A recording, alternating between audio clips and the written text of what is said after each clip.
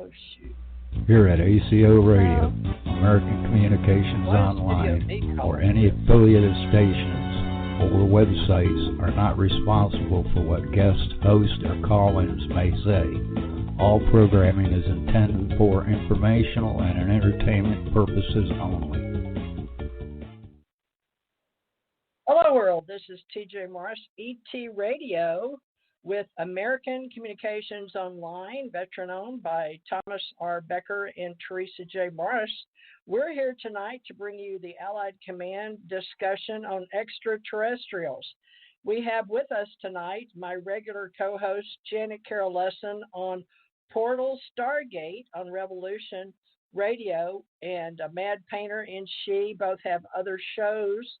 And we're going to all work together and see how this goes. We've been doing this about 8 years. We're real excited that Dr. Bruce Cornet, PhD, has joined us, and he is going to help us with some very interesting topics that Dr. Cornet has worked on in his books. And these include UFOs and extraterrestrials. And tonight we're going to extend that to alien hybrids, with Janet Carroll Lessin of her group and my group together. We started in 2014 called Alien Contact Organization with Dr. Bruce Maccabee. So at first, let me get Janet on here to introduce herself, and I'm going to turn the show over to a Mad Painter. A Mad Painter, why don't you go ahead and introduce yourself first, please? I'm a Mad Painter, also known as Thomas R. Becker, and I don't know how to introduce myself. You're an author, a painter, you're the director of ACO Association, and you're my partner in American Communication Online, which we offer a holding company for managing radio stations. How's that? And for me, I'm just me, you know. You're just a guy. Yeah, I'm just a guy behind the scenes. He's modest. That's why I like him so much. Well, let me see if I can get Janet. He will moderate our show today because Janet and I are going to participate with Bruce and two newbies to our company. Janet Carroll Lessin, would you like to introduce yourself out of Hawaii? You're on mute. Unmute. Can you unmute? Okay, Janet. Okay, that's not coming through. Okay, well, let's try this one more time. 915. Is that GT you, is Dr. having a Bruce problem connecting with us. Okay, can you hear me? Janet's having trouble. Is this Dr. Cornet? This is Dr. Cornet. Okay, yes. I'll have to have Janet call back in. I'm not sure why she's not coming through. But she's coming through Skype. She can call me on Skype. All right, tell Bruce, if you have a contact with her, tell her to call Mad, because from Hawaii she's not connecting. She seemed to be coming through on Studio B, so I didn't want to. She connected to Studio B instead of a Mad Painter. Mad, yeah, I didn't answer it. I think they hijacked Studio B over at the other station. Let me go check. Right. Oh, okay. Well, everybody, we'll get this together in a minute. Okay. Janet will be here in a moment. So, well, let's start with Ahmad. Did you need to check on the other station while we're here? I'm doing it right now. I can do it at the same time. Okay. Well, he's going to be in charge once we get the whole team here. Screaming in the chat room. Okay, Dr. Bruce Cornet, would you like to introduce yourself briefly, please? Give us an idea of who you are. Okay. Your background. I am a scientist, a geologist, with 3 degrees from University of Connecticut and Penn State University. Got a PhD in geology and palynology, which is study of fossil spores and pollen. I worked for more than a decade in the oil industry, using my profession, and then I basically went on to work at Lamont Doherty Earth Observatory in Palisades, New York, on their coring project in the Newark Basin. And then in the 1990s, late 1990s, I essentially retired. So here I am, 20 years later, working on on projects that are out of this world, literally. I went from looking down at the ground for rocks to looking up in the sky for unidentified flying objects. Thank you. And would you like to tell us a little bit about the group that we're with, ACO Association and UFO Association under our ACO Press Club? So would you like to tell us a little bit about the little club that you have been going to a meeting? We'd like to help make sure people know how to find that. And we will list you, Dr. Cornet, on our UFO Association with Robert Harber with a B, not a V, right? And then we will get your guest on for tonight and probably have them back at a later date to discuss more of their lives. But tonight is a discussion. Yes. Janet and Hyro has joined us. Oh, good. Janet. Okay. Janet Carol Lessin. Dr. Bruce, stand by. Janet, go ahead and introduce yourself in Hawaii, and then we're going to let Bruce introduce his people from Texas. Go ahead, Janet. All right. Well, I'm Janet Carol Lessin, co-host, coming to you live from Maui, Hawaii. And I don't want to take a lot of time because we have a lot of people here today. We have Dave Cornet, Jenni Vasquez, Robert Harber, Janet Carol Lessin, Theresa J. Morris, Thomas Abad Painter, and Becker, and Hyro from the UK. So we have a lot of people here today, so I don't want to take a lot of time. But you can look on aquarianradio.com, and we have bios on all of our guests today. And we're going to do a roundtable, and we've got a lot of things to talk about. So back to you, TJ, if you want to introduce. I don't know where you started. We were trying to get on. Oh, did you say Hyro? Jenni. Yes, we have a lot of people here today. We have Hyro and Thomas Becker, and so we 1, 2, 3, 4, 5, 6, 7 people. So let's get right down to it and cover all as much as we can because we only have 2 hours. Dr. Bruce Cornet, I would only you have 2 hours. Sorry, Dr. TJ. Bruce, would you introduce Robert and Jenni and how you met them, please? Well, certainly. Robert Harber and Jenni Harber, I met in El Paso, Texas, several months ago at a special meeting run by Eloise Gonzalez. She formed the Mount Franklin UAP group, which meets about once a month near the end of the month at the Ruby Restaurant on Mesa. And we discussed all sorts of personal sightings. And I met Robert and Jenni there, and we became There's friends. some kind of feedback. Yeah. Is someone... Should be fine now. Hyro needed to mute was all. Oh, okay. Okay. Now, so, Doctor, go ahead. Right.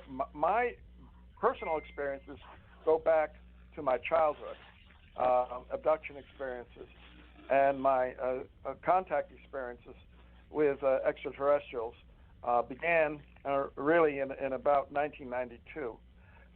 But Robert and Jenni, they started awakening to their abduction experiences in 2015, and they've had quite an extraordinary set of experiences, and they even have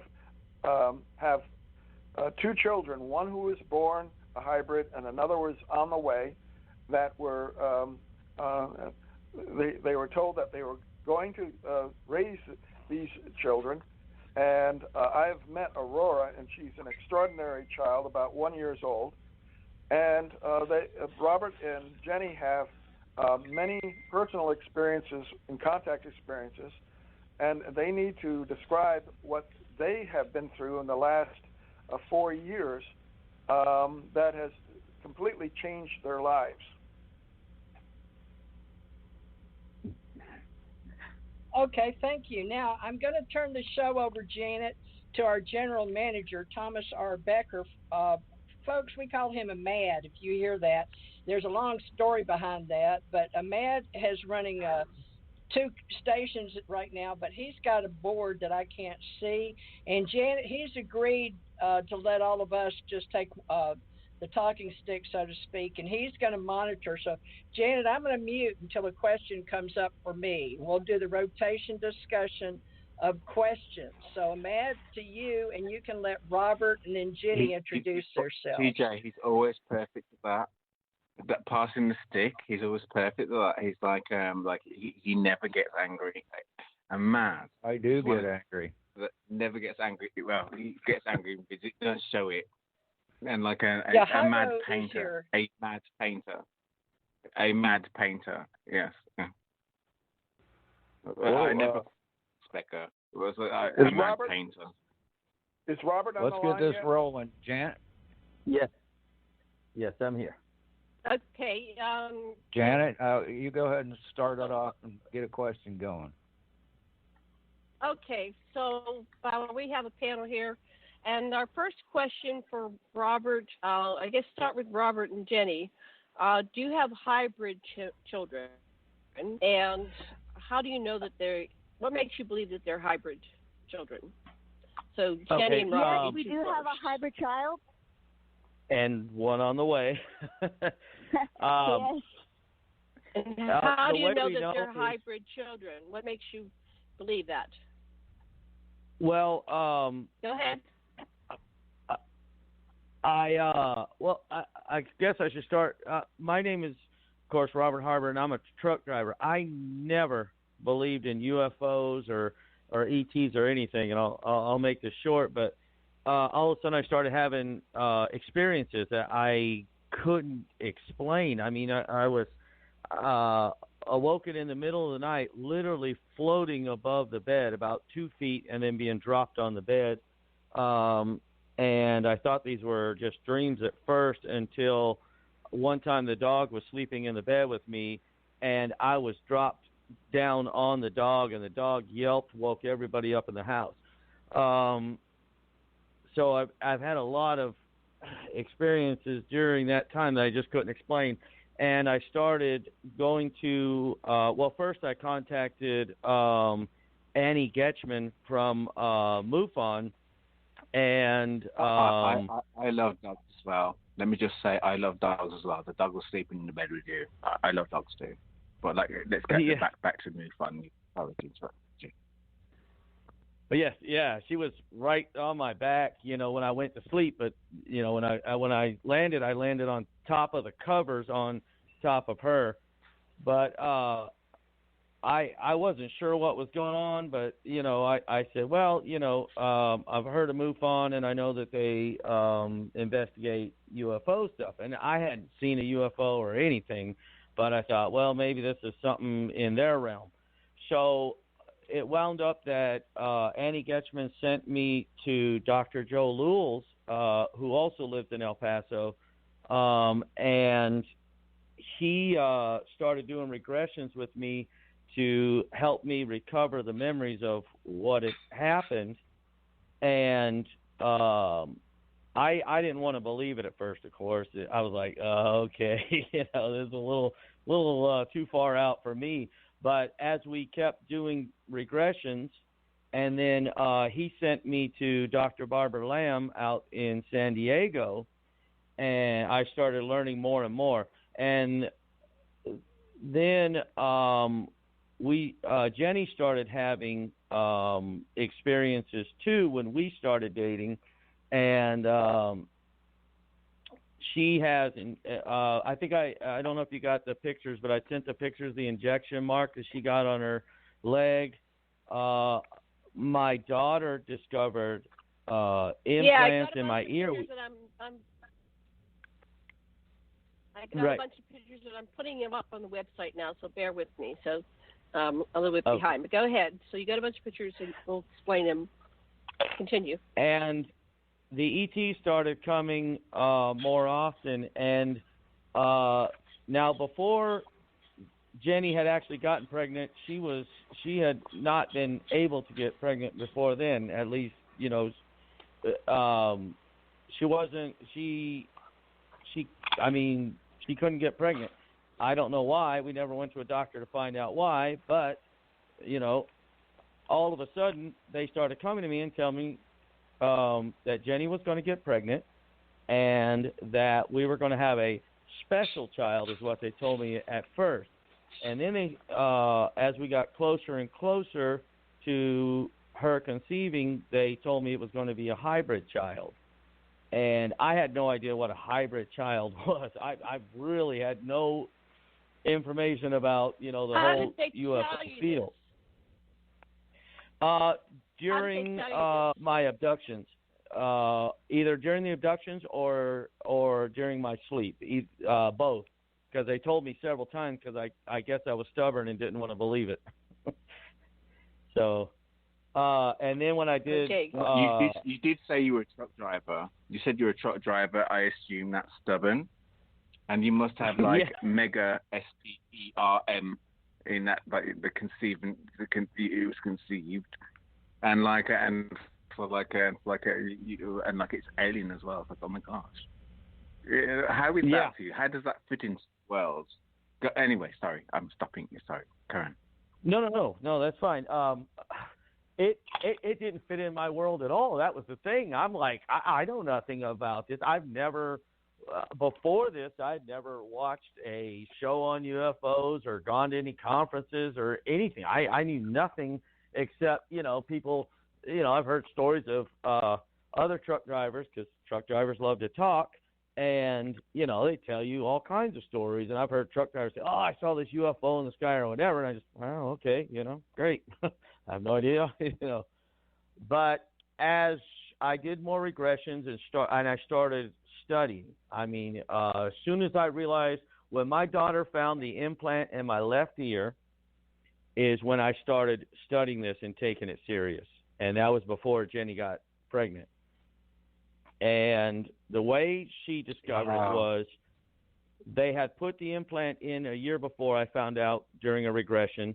And my middle daughter, Deborah, was with me, and we were in Tucumcari, New Mexico, at a Love's truck stop.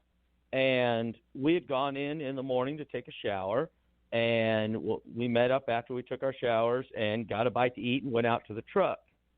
And we got out to the truck, and we usually pray before we eat. And as I'm praying, I'm hearing this beeping in my left ear.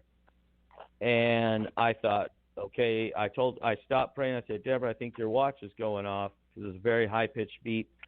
And she said, no, my watch is on silent. I said, well, one of the tablets, a phone, something. And she said, no, the tablets are in the other truck, because I had two trucks at the time. And anyway, she was sick, and she wound up coughing, and this left ear just rang back so loud I had to jam my finger in my ear. And we happened to be delivering to Walmart that day, so as we delivered to Walmart, I told her, I'm going to get some earplugs put in this ear, because from that point on it was just ringing. Every time I heard a loud noise or a high-pitched noise, it was ringing, and the beep was constant, and I couldn't figure out where it was coming from.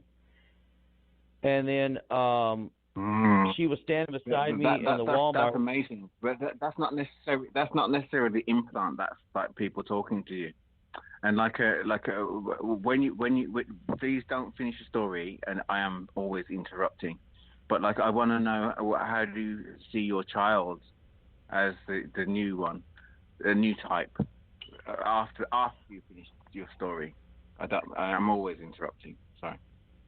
Okay, no problem. Well, anyway, at the Walmart, they were announcing stuff on the intercom, because it was right before Christmas. This happened at the end of November or beginning of December of 2015, I think. And this thing, Deborah was standing on my left side, and this thing rang so loud that my daughter could hear it. And she told me she heard it. And I said, oh, my gosh. So I told her I got to get one of those little scopes that doctors use, and she told me they sell it there at Walmart. And we went and got one. And when we got home later that day, she looked in my ear, and she just kept looking, and she kept asking, what am I looking for? I said, I don't know, but there's something in my ear, and it's ringing. And she kept looking, and all of a sudden she just goes, there it is. I'm like, what? She says, I don't know, but I can see it. I said, see what? See what? And she said it looked metallic, and it was very, very reflective, and that's why it's better to see it live than on the pictures. The pictures I sent, it's so reflective, and it's not earwax. I mean, everyone has looked at it, including Dr. Lamb and Dr. Lewels, and Dr. Cornet seen it too.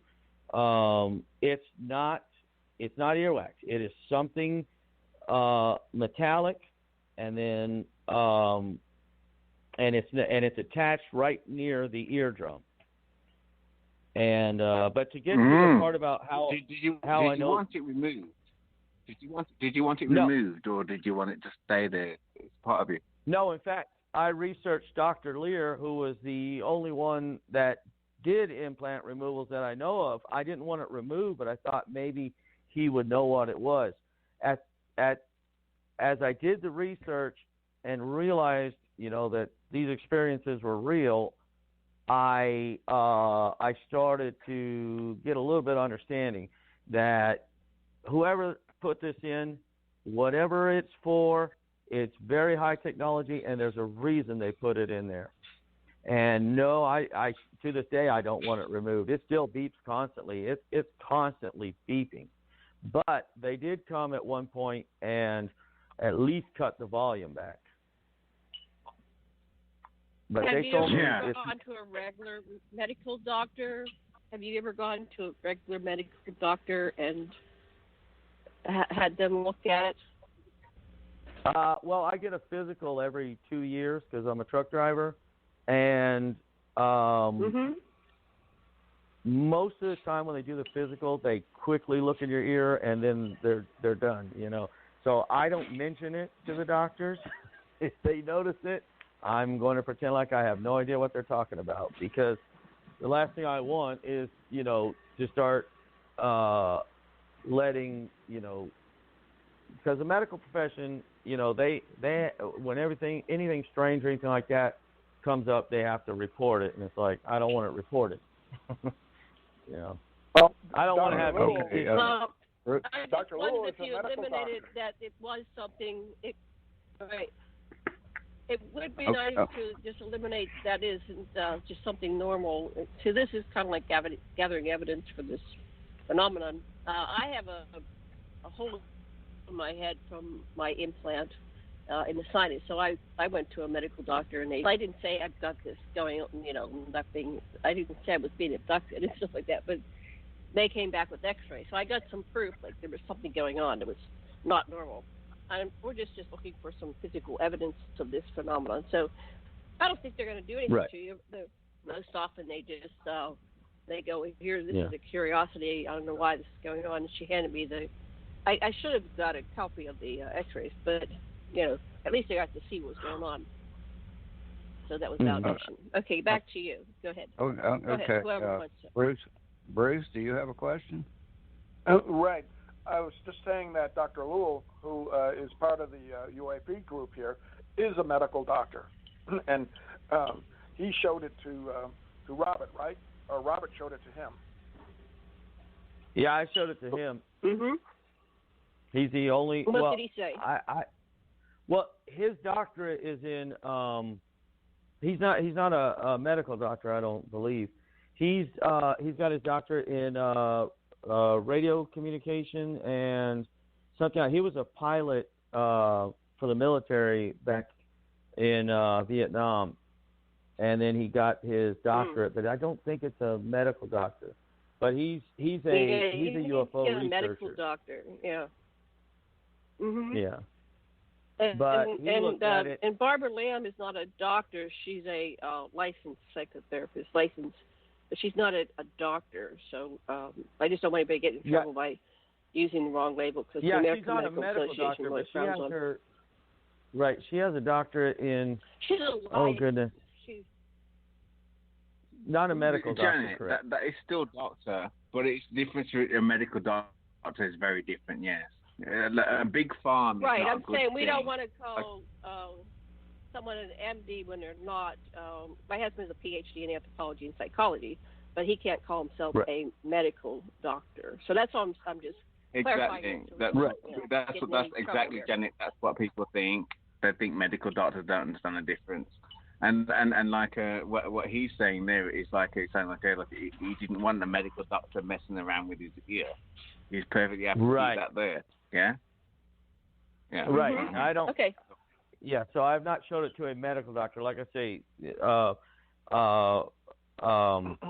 Dr. Lewels is a he has his doctorate, but it's not in medicine. It is in radio communication and I can't remember now, but he's a UFO researcher and he's written some books. They're about 10 years old now, but he's written a couple of books, The God Hypothesis and Rulers of the Earth. So, yeah, he's a researcher, and that's why I met with him, because he's also a certified hypnotherapist. And his books, what was his name again? Say his name again one more time. Joe Lewels. Joe Lewis? Joe Lewell? Lewell. Lewells. Oh, well, okay, and he's written 2 books. Okay.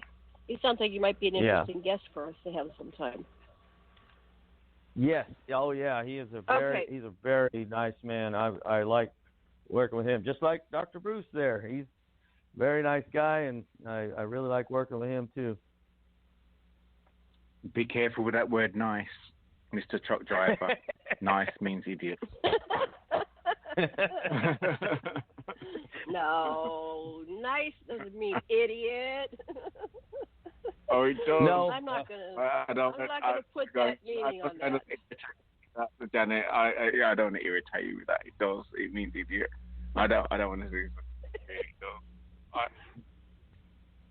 Everyone calls me nice, and they correct in calling me idiot. Well, we hadn't heard from TJ yet.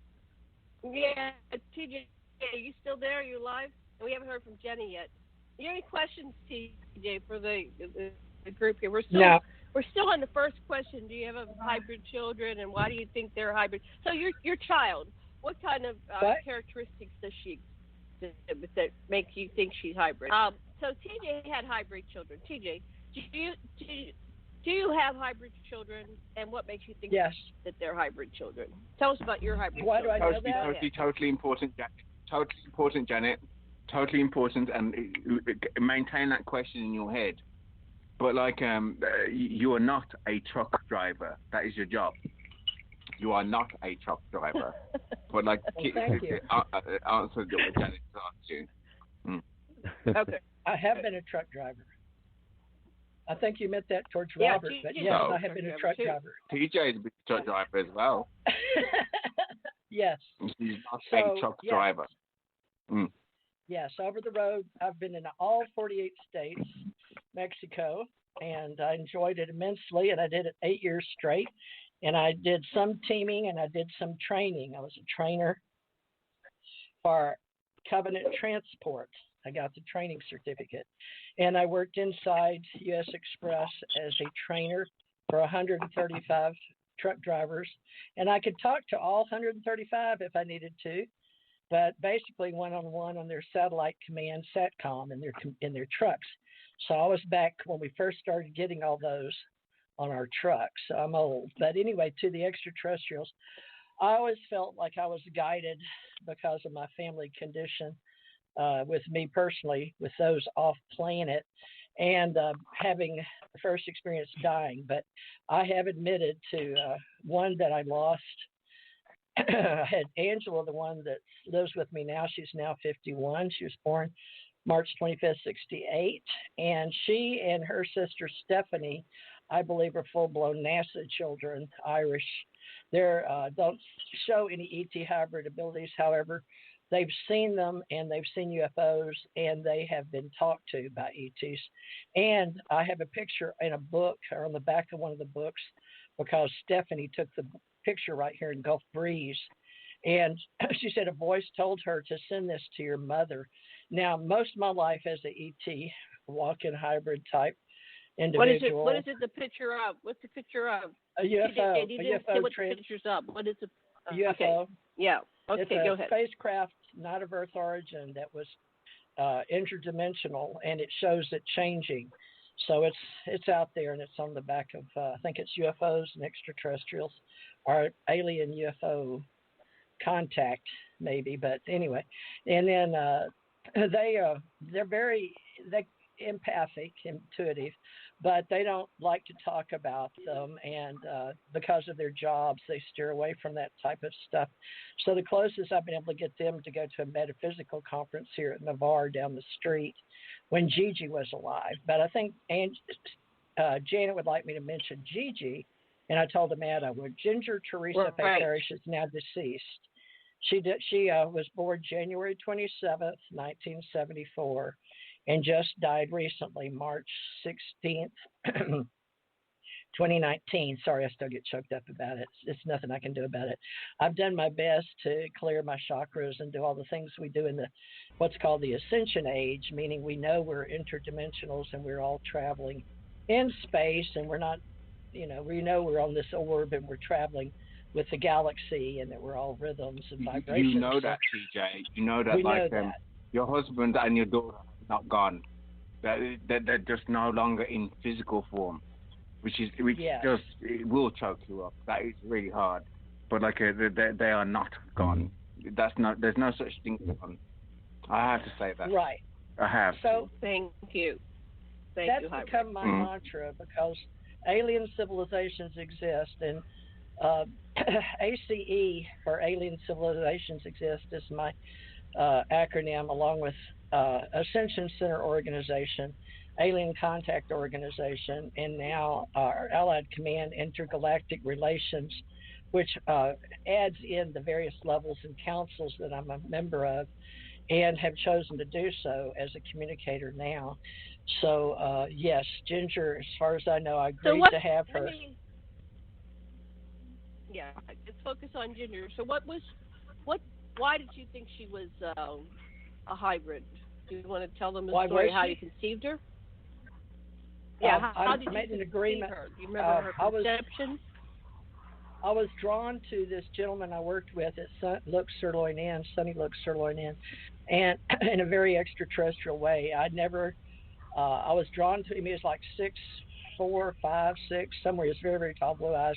He was from Brazil, and his father was from Ireland, so his name was Gallagher. But I only went to bed with him once, but it was extraterrestrial guided, and it caused such a ruckus that police officers came to the door to assure themselves that I wanted to have sex with him. So I don't know why the universe was interested, but one time was seated, and I didn't hear my this grandson. part. Yeah, my grandson's in there now, and he's very, very handsome. But when Gigi was dying due to her benzene poisoning as an artist, like a painter, she became a master painter. From the time she was like 16, she always painted for Embassy Suites. But she went to Moffat, and they had me come into a meeting and asked me if I was intelligence and if I worked with Nordics, which I did. They had Nordics working at the hospital, and we discussed all the blood, and I got to see some of the experiments. You are like a Nordic. You're like a Palladian. You're like a Palladian. I think that's what you are. Because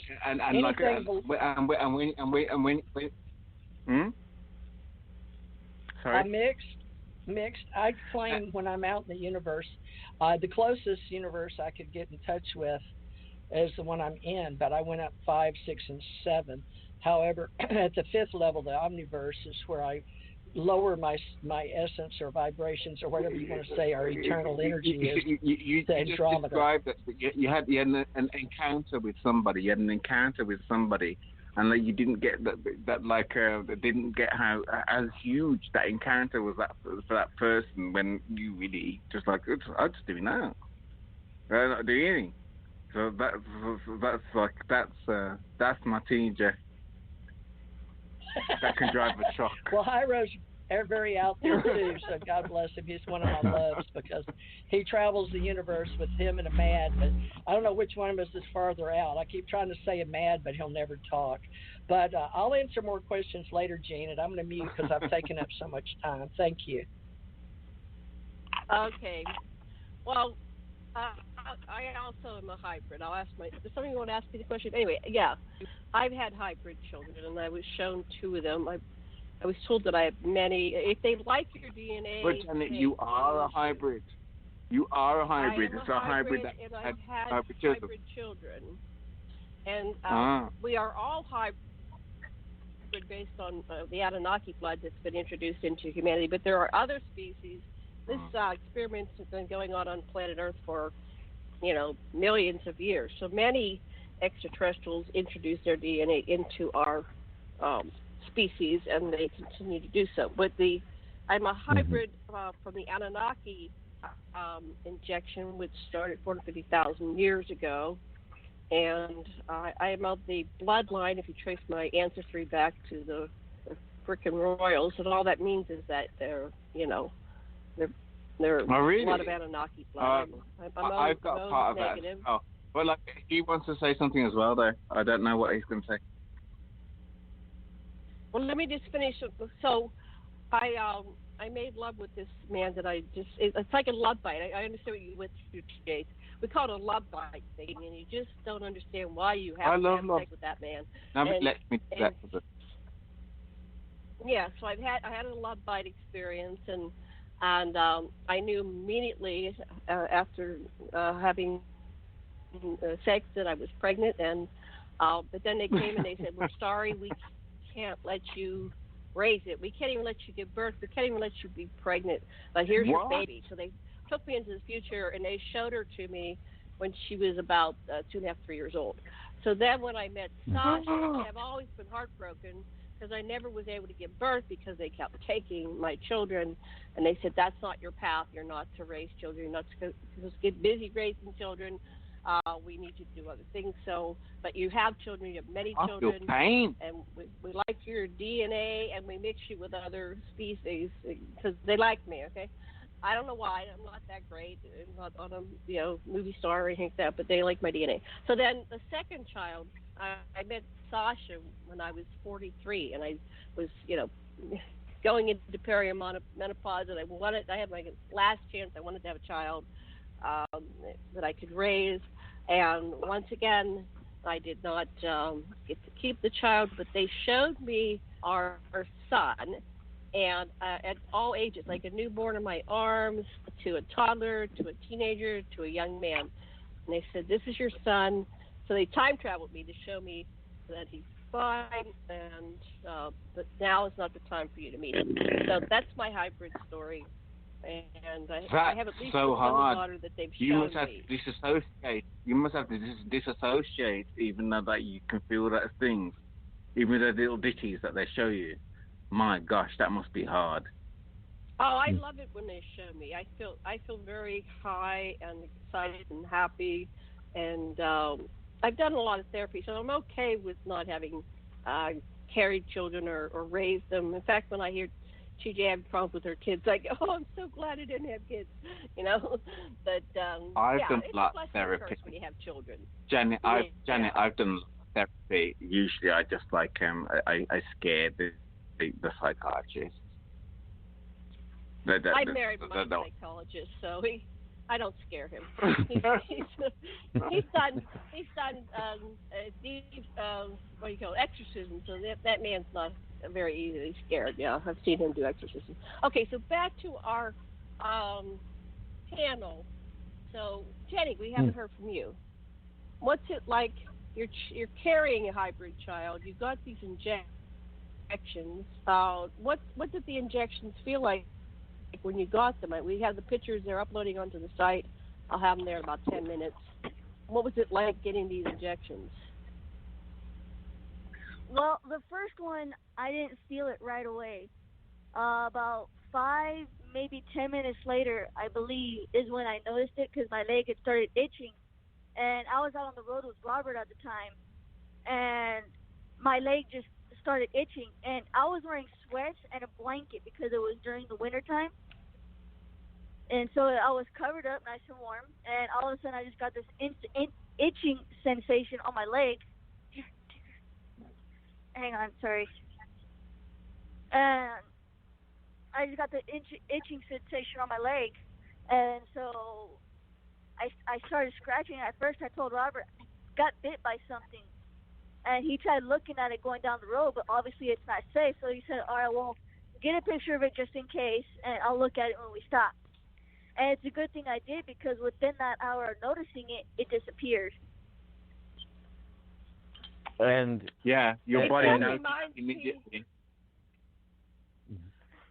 And this thing is about like the it size has a bunch of punctures. Go ahead. Yeah, it's about the size of your thumbnail, and you can see there's 6 symmetrical holes around the outside and 1 hole in the middle. And I told her, that's no bug bite I know of. And it's raised up. It's actually raised up on her leg about 1.5 centimeters. And like she said, it disappeared. So do you think you might have within... been taken? You think you might have been taken No. for this to happen, and then like return? No, they told us because they could take during you one. before they return you. I mean, they could. Right. They told us during one of the regressions that I did with Barbara Lamb that they had sent an orb. And these orbs are like, they're light. We see them as light, but there's actually machines inside. Yeah, and this orb, its purpose was to give her the injection. Because tell her about the second one that you got where we're walking in the truck stop. And I mean, it stung her like a bee. Yeah, the second one, we were walking around the truck because, I don't know, we were just walking around the truck to inspect it. And it was dark out. And I thought this stinging on my leg, a sharp stinging. And then it started itching and hurting. And I told Robert, and he's like, well, wait till we get inside, we can see what it looks like. And we forgot all about it, but I started looking at it as soon as we got inside the truck stop, and it looked exactly the same, but on the other leg. Now, the first one was on my right leg, and the second one was on my left leg. The second one hurt. I thought the second one, it was a sharp stinging. And they did it, I'm assuming they did it on top of a bug bite because it was itching nonstop for a few minutes. We got a picture of it, and it disappeared within an hour, but obviously the bump stayed because it was on top of a bug bite. But it stung. How soon before you knew you were pregnant did these bites occur? Well, Say well, that they. again? Go ahead, Jim. He said how soon before? It was actually when she was about 3 months along. Both came around the same time during the pregnancies. The first one was between the 3rd and 4th month, right after the first trimester, I think. And then the second one she got right after the first trimester when she entered the second trimester. Now, the first one, we started telling people. Well, we didn't tell anybody. We just let them find out by themselves. But the second one, we told them right as soon as we found out. About the bump, yeah. Yeah. Everybody started asking questions. So like, what do you think the purpose was? Did you ask them what that meant? Why they were doing that? What was the purpose of this? These stingings, these bites. What was the purpose the of them? The injections is like everything the child needs. The injections you give your kids every month or every year. Yeah, like it's everything from. This is what they told us during the regression with Barbara Lamb was that it's to infuse. It's first to infuse the ET-DNA in with the unborn baby, and also everything they need as far as immunizations. And in fact, we were told by them not to take our children and immunize them on both of these children. And I was like, okay, I don't know how that's going to work when they get ready for school, but that's what they told us. And I had a lengthy discussion with Barbara Lamb and Joe Lewels over that because I'm like, I don't know what to do. You know, they told me not to. I don't want to go against that. And my older children that I had, I did get immunized. I said, you know, you need it for school, but I mean, I don't know what we're supposed to do at that point when they're ready for school. Homeschool. You have to homeschool. Yeah, well, and immunization, that's different. Like what these people seem to be doing. I don't know what that is, but that's definitely not the same thing as the vaccines of today. Right. And I didn't know you had a whole set of things. Right. And Jenny can tell you, Aurora is extremely intelligent. This girl already knows how to use. She's figuring out how to use the cell phone. She's made calls on the cell phone, and she's barely just over a year old now. And it's scary how and fast she's already wiping along. the floor with you. I hope you're proud. Yeah. She's wiping the floor with you, and you're proud, yeah? Oh yeah, we're definitely proud of her. She's called. Another thing we knew she was a hybrid because she's had the strength to stand since she was about 3 weeks old. Yep. And normal babies don't have that strength. And she came out with long legs, and her calves were thick. Yep. That's impossible. Impossible. She's standing at 3 weeks old. That is flipping not by amazing. herself, but she had the strength, yes. She had the strength, not the balance. But we have pictures. We definitely have pictures of that because I didn't believe it either. I'm telling you, they develop very, very quickly. It's very surprising. So what species is she? What kind of species is she? Did you ask that question? Yes, they said tall doesn't gray. sound like grays. Grays are weak. Tall gray and reptilian. And that's another thing. I knew nothing of reptilians either. So when they told me that was kind of a surprise. And that was during a regression with Barbara Lamb too. Also, by the way, yeah, she's tall. She's part tall gray and part reptilian. And we've tried getting her DNA done through Ancestry, and they cannot read her DNA. You can forget Barbara Lamb. You can forget Barbara Lamb. Your baby that's standing at 3 weeks old is gonna give you a slap in the face, young man. You're gonna have to learn. The baby's gonna teach you. Over. Yeah, when I told him, he's like, "No, she's not. That's impossible." So I sent him a picture, and he stopped responding for like 10 minutes, and then he called me.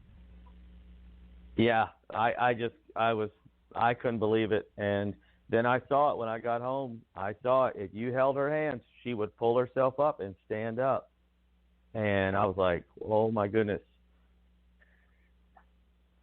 So they are very advanced. So I can say that. From what we've learned, from our experiencers is that the reptilians are very strong and hardy. So they are breeding her for survival. Mm-hmm. She's the next generation. They're breeding her so she will survive. Right. Have they told you anything I want to else? say this. Reptilians are not horrible. If you're talking Dracos, I don't know. Are you talking Dracos? Yeah, some are known as the Dracos. Yeah, I don't know. The Dracos, I'm new to all this. They're not horrible. They generally, their culture is terrible, but it doesn't mean that all of them are. I don't know what you think there, right. Janet. What do you think? No, I've had friendly reptilians. It just means they're a very hardy species. Look at the reptilians on our planet. They were dinosaurs. They're geckos. You know, they come in all sizes, right? So they're very hardy species. Yeah. And so she's built for survival. You know, we're You doing it said with our grades tribes, as though. well. We're mixing all these. You said grades as well. Yeah. Grades, like are they like some sort of robotic kind of thing? I don't know what those are. I've never met a grade. I don't know. All kinds of different types of grades. Yes, I was going to say I've Okay, heard have you? that they're robotic or whatever, but I can tell you that when you meet them, they do have emotion. They don't show it the way that we do, but they fixed. I've had a torn rotator cuff on my right shoulder, which is one of the pictures I sent. I've had it since I was in my 20s from yanking on a fifth wheel on a trailer. That's the part that connects the trailer to the truck. And I tore my rotator cuff many years ago. And one time they came, Jenny thank God she took the picture because that was gone within about 30 minutes of waking up in the morning. We woke up in the morning. I asked him, what is that on your shoulder? He says, I don't know. What does it look like? Like it looks like a triangular shape. So he asked me to take a picture so he can get a look at it. And then I showed him. He's like, well, I don't know. So, and ever since then, I haven't had any problems with this right shoulder. I mean, I can move it, I can rotate it, everything, and no pain like I was having. And what had happened was I was climbing out of a trailer a couple of days before this happened, and I tweaked it real bad, and I'd been in pain for days. And he wasn't able to shift, drive, anything he did hurt. Yep, and then after they came and fixed that shoulder, the pain was gone. All the aching, the pain, and that popping feeling every time I tweak it, I could feel it pop. And I haven't had any problems with that. Now I have a rotator cuff to my left shoulder that I also tore a couple of years after I tore the right one. They haven't come and fixed that yet, but that one's not as bad. I've been asking them to come and fix the left one, but they haven't done it. That's odd. I had the same thing. Well, they didn't come fix my right one. I got a question. I had to operate it on. Go ahead. Okay. Jenny, you don't feel violated? No.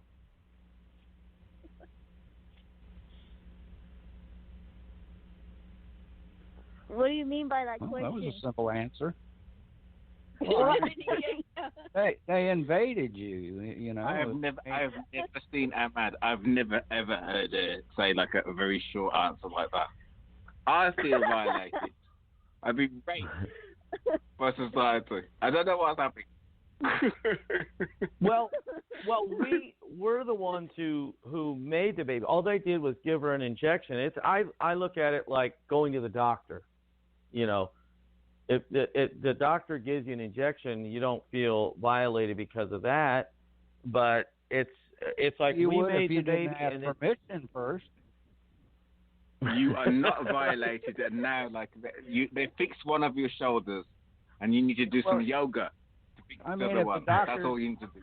If the doctor just run up and give you a vaccination without you saying go ahead, I mean that'd be a violation, and that's basically what they done. Well, maybe I guess it depends on perspective. I look at it. They know better probably that what we need than what we do. They're obviously more technologically advanced, and I imagine they're probably farther along the evolutionary scale than we are. And I don't know, the way I look at it, I don't have anything bad to say about them. You know, I know that some people have had bad experiences, and you know, like if you listen to Whitley Strieber's story, especially early on, he was very angry with his abduction experiences. And let's talk and about it's, that I guess, because Robert, I'm like you. I was a truck driver and I've had my rotator cuff. But what I need to say is, Ahmad's bringing up a point that has been a big rivaled discussion in ufology and alienology.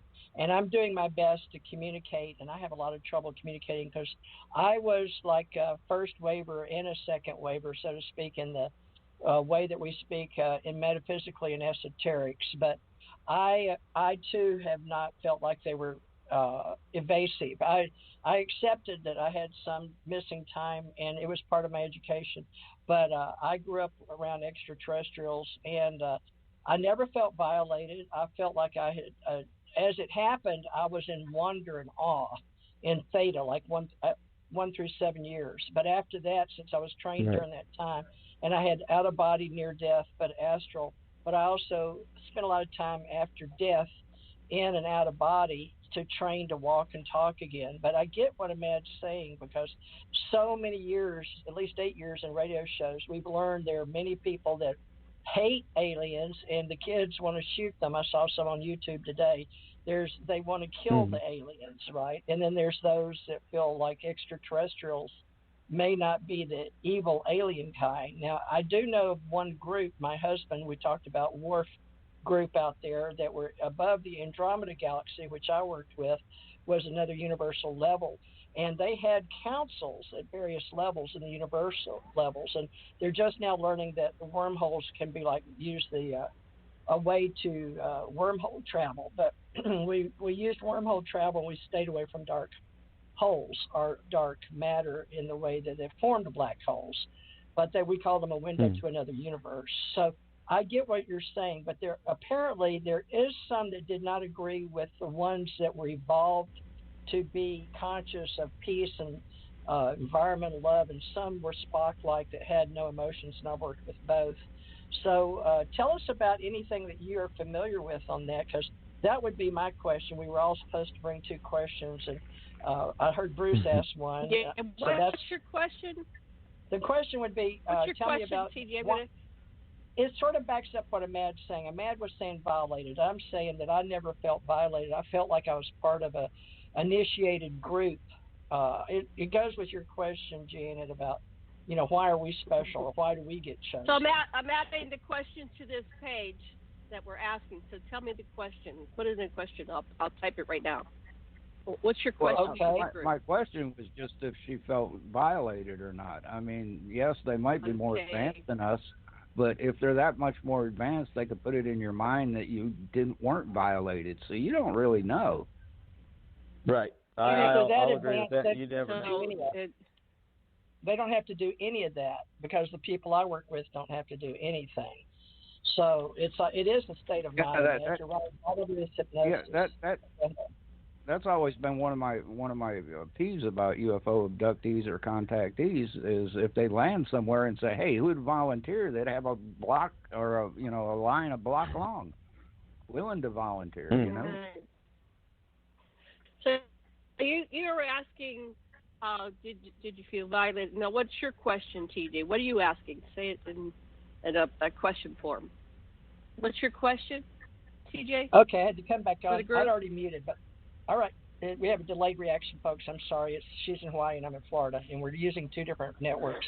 All right. So regarding, I like the idea of that. Ahmad asked that because it's common. So how do we word this,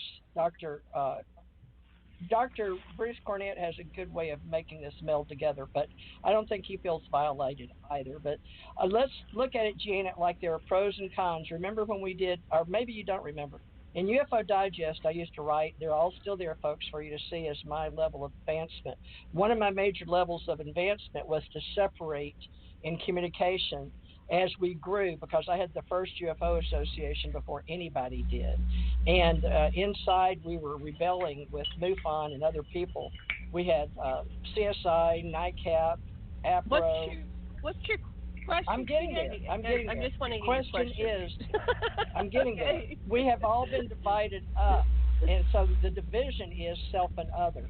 So what I'm asking is, when all of us get together and start talking through all these groups, there's always pro and con. There's aliens versus ETs. The aliens are those that abduct, and the ETs are those extraterrestrials with more of a spiritual awakening, conscious awakening, and that these beings, the ones I worked with, could make anything at any time. And it could be in front of you and then it could disappear. But they don't have to do anything to anybody. And they fight the ones that do come down. And we would say, but they always put them back. That was our disclaimer to people like Ahmad. So the question is, are aliens good and extraterrestrials bad, or how do we separate that? So back to you, Janet. Are aliens? Wait, Janet. Wait.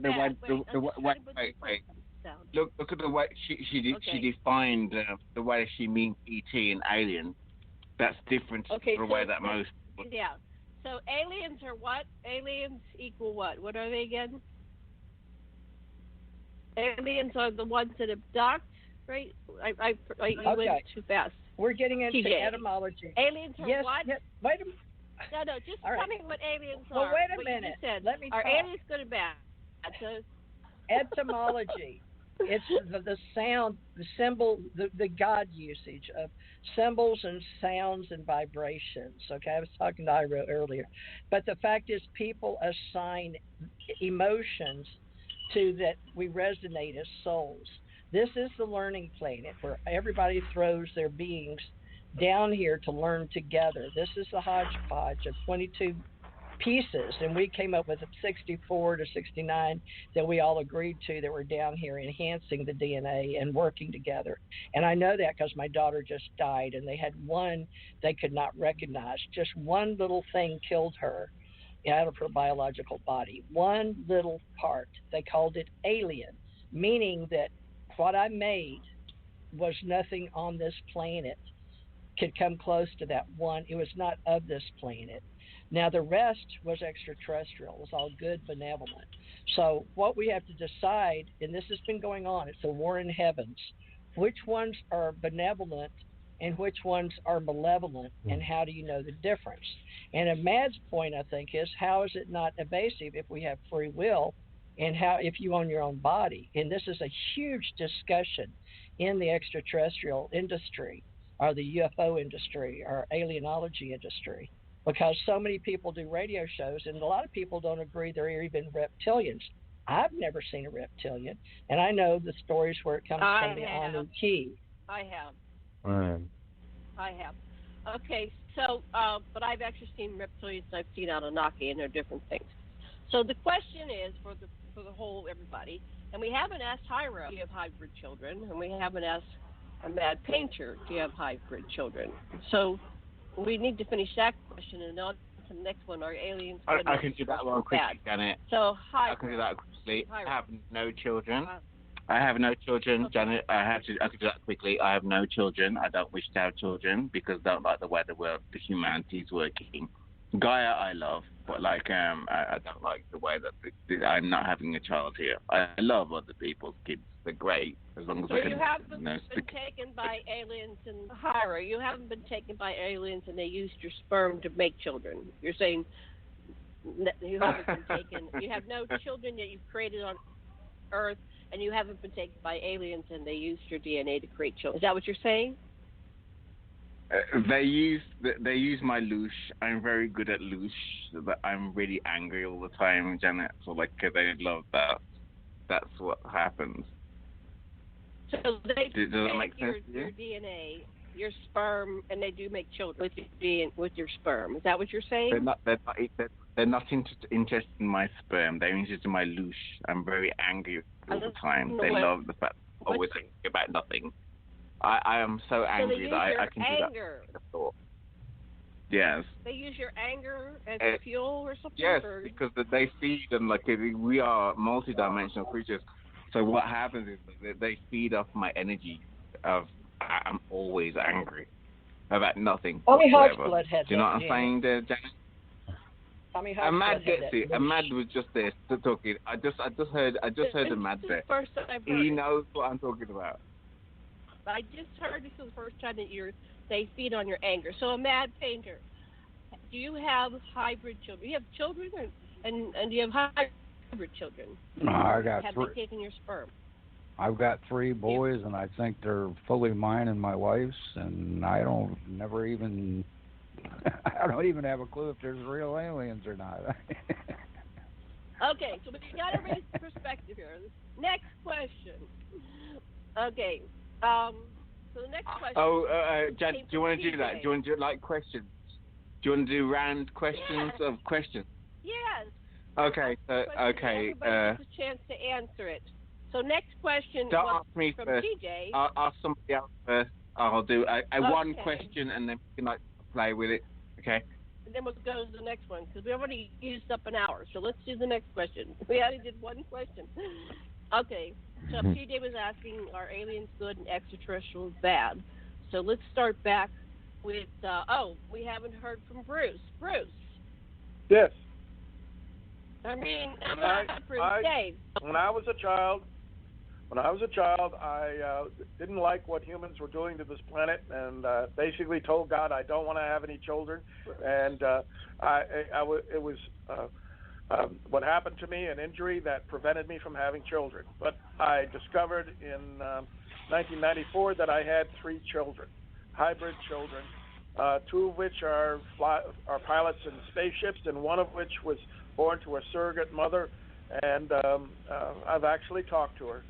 And she looks just like me. And so they took my sperm on at least 3 different occasions. And so I do have children, but not by my own volition. So I guess because I didn't want to have children, they granted me that wish, and I haven't been allowed to raise any children other than those sired by other men. So I've raised 7 children by 3 different men, but I've never had any of my own to raise. Interesting. Wow. Okay, so we'll start with you with the next question. So is that all you want to say about the hybrid question? Oh, how do you know they were hybrid?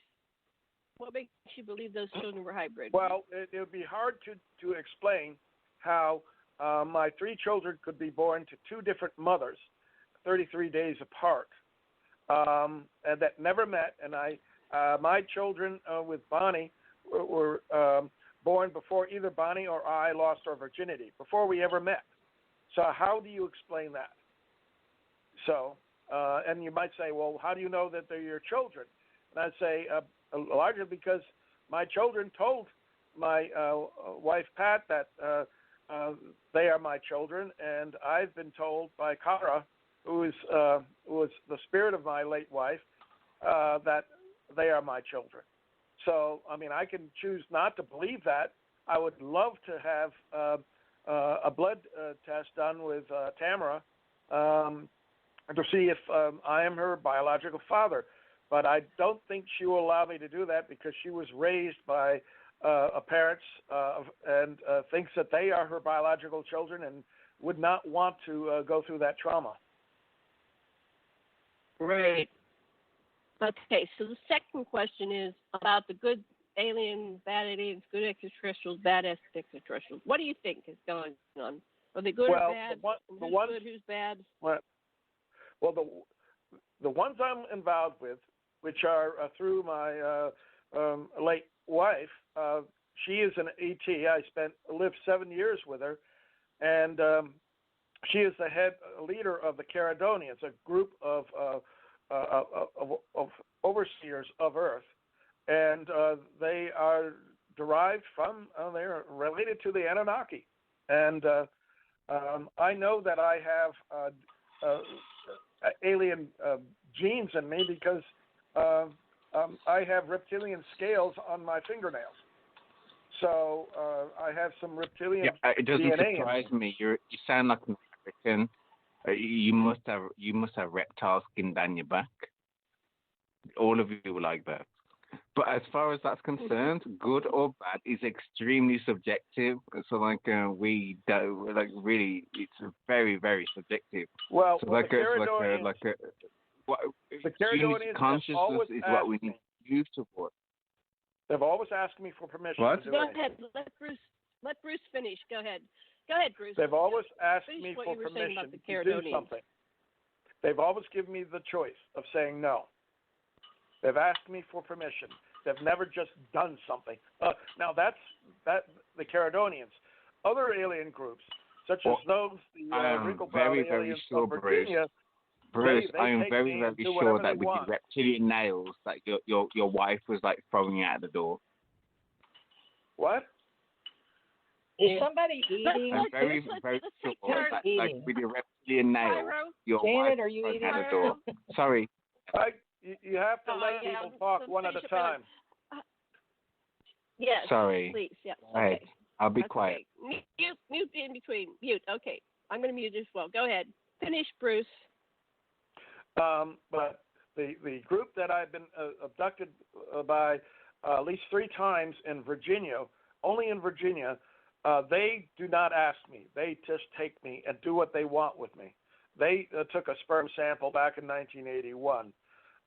They took both my wife and I when we went up to the top of Massanutten Mountain to look, a skywatch. A ship came over and a shuttlecraft came down, and they came and they took us, and they brought us back, and we had injuries, and they took off.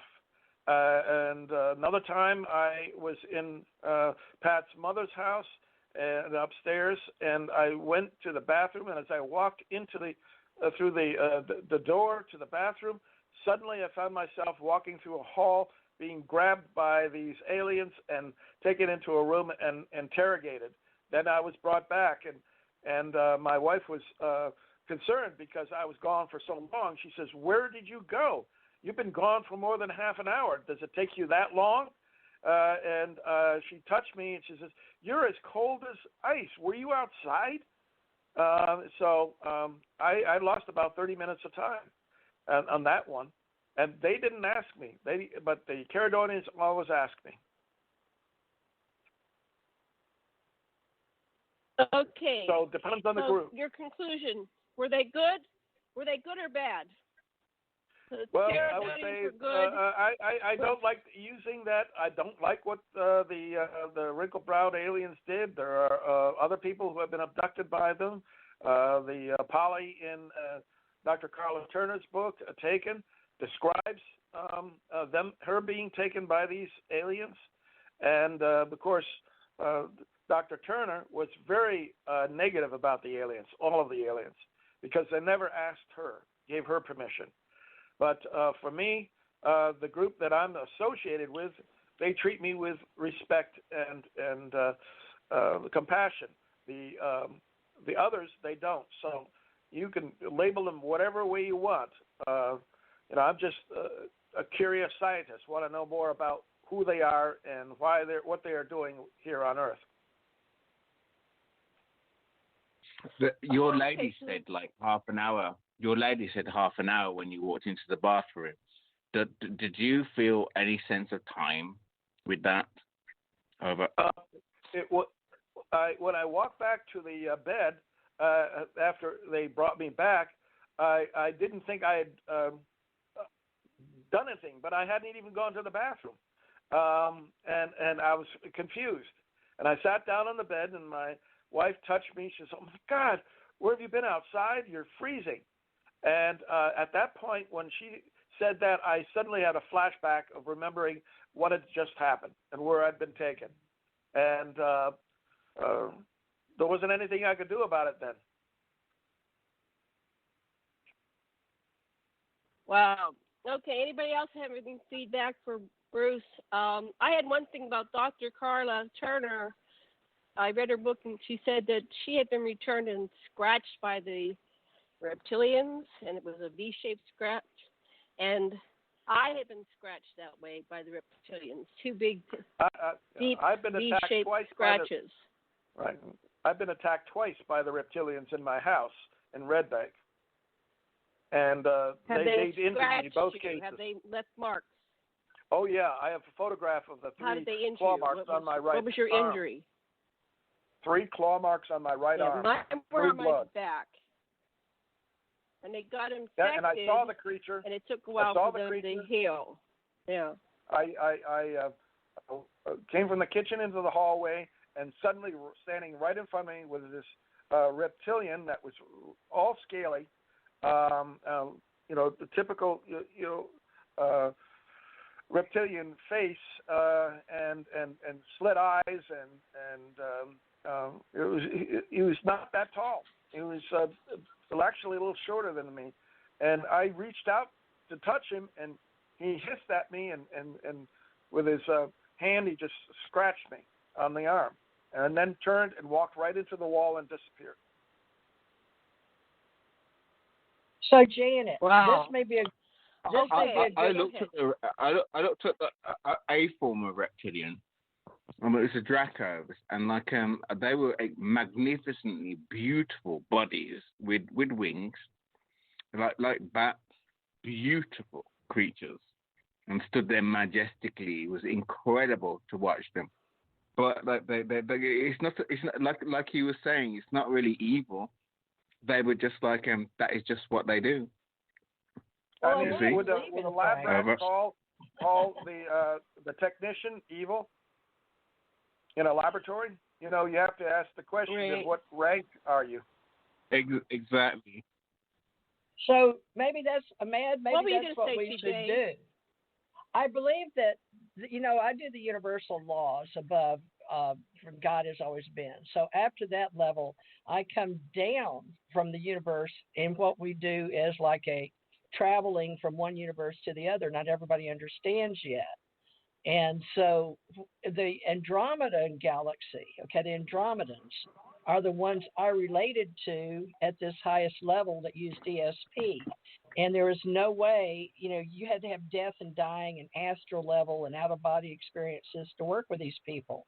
So somehow I was given all these chances in this reality to be, out-of-body, death and dying, dying and then being around death and then my children dying. But the point is, there are various levels of existence of resonance realities.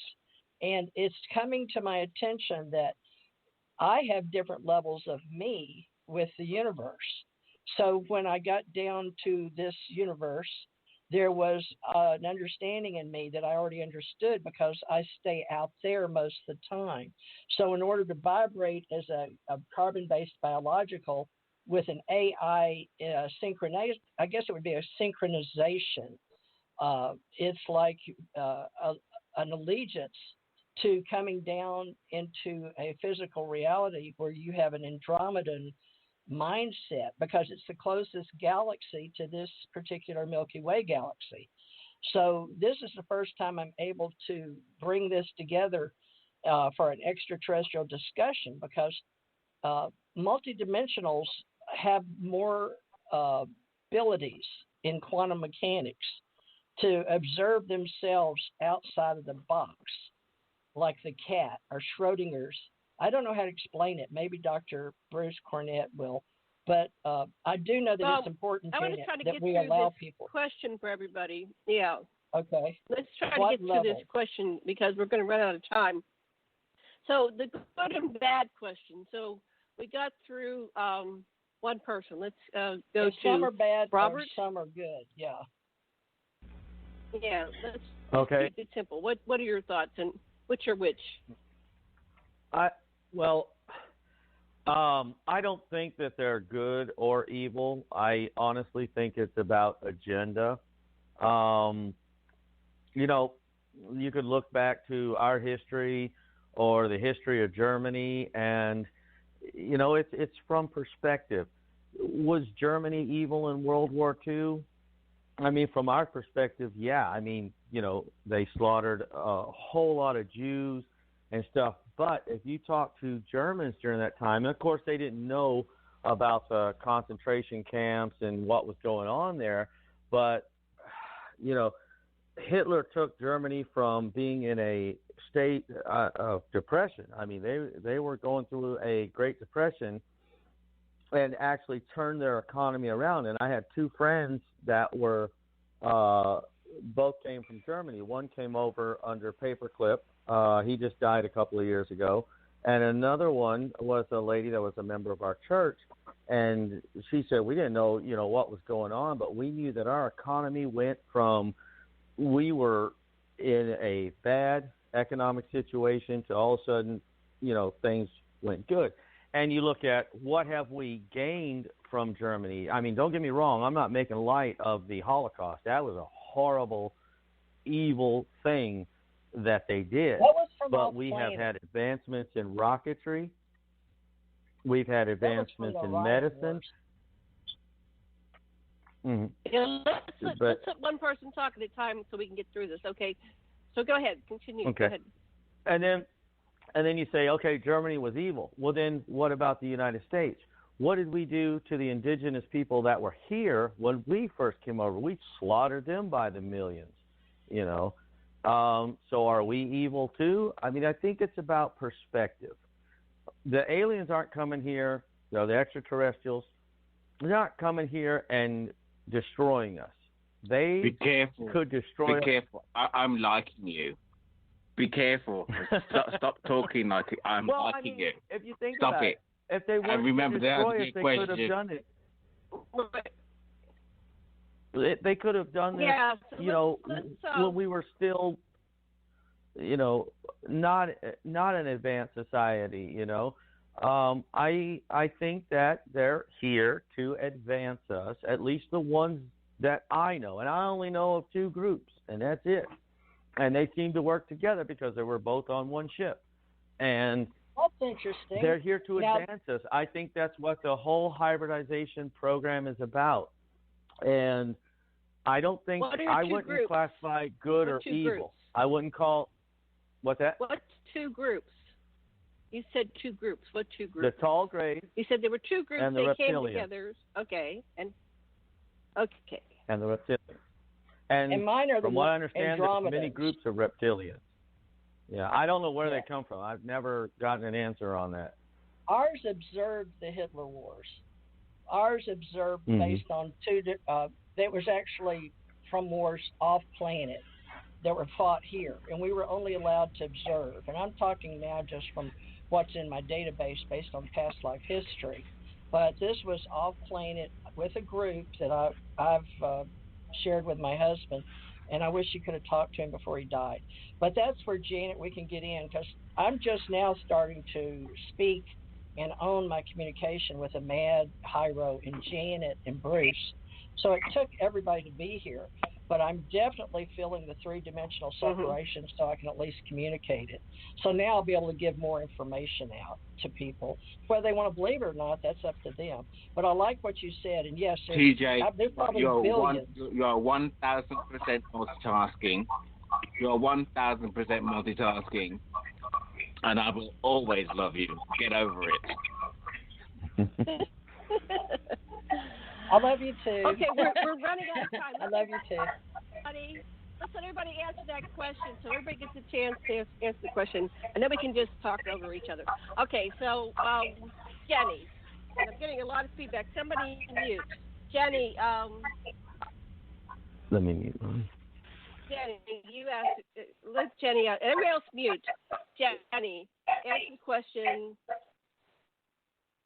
Everybody else mute, please, so we don't get the feedback. I'm muted, okay. So we'll go. That's coming from somewhere on your side. Everybody else mute. If you're not talking, it's feeding back through his phone. Whose phone? There we go. Whoever's on a phone. Jenni, your turn. I'm going to mute. So go Jenni, then I guess Hyro, then Ahmad, and then you answer the question that you asked, PJ. Okay, so go ahead, Jenni, because we're running out of time. Keep it brief. I'm going to mute. Thanks.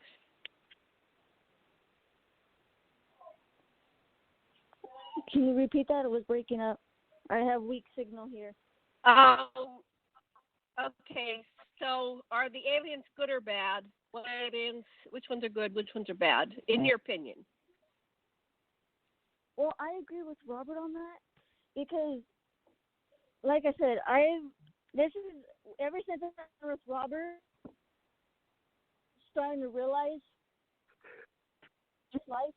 I just don't remember when it started, but I remember now that we're talking about it, now that we're actually having experiences. I agree with Robert. I don't believe which side is good or which side is bad. I just know that one of them is helping us out and one of them is giving us advice on what to do and what not to do.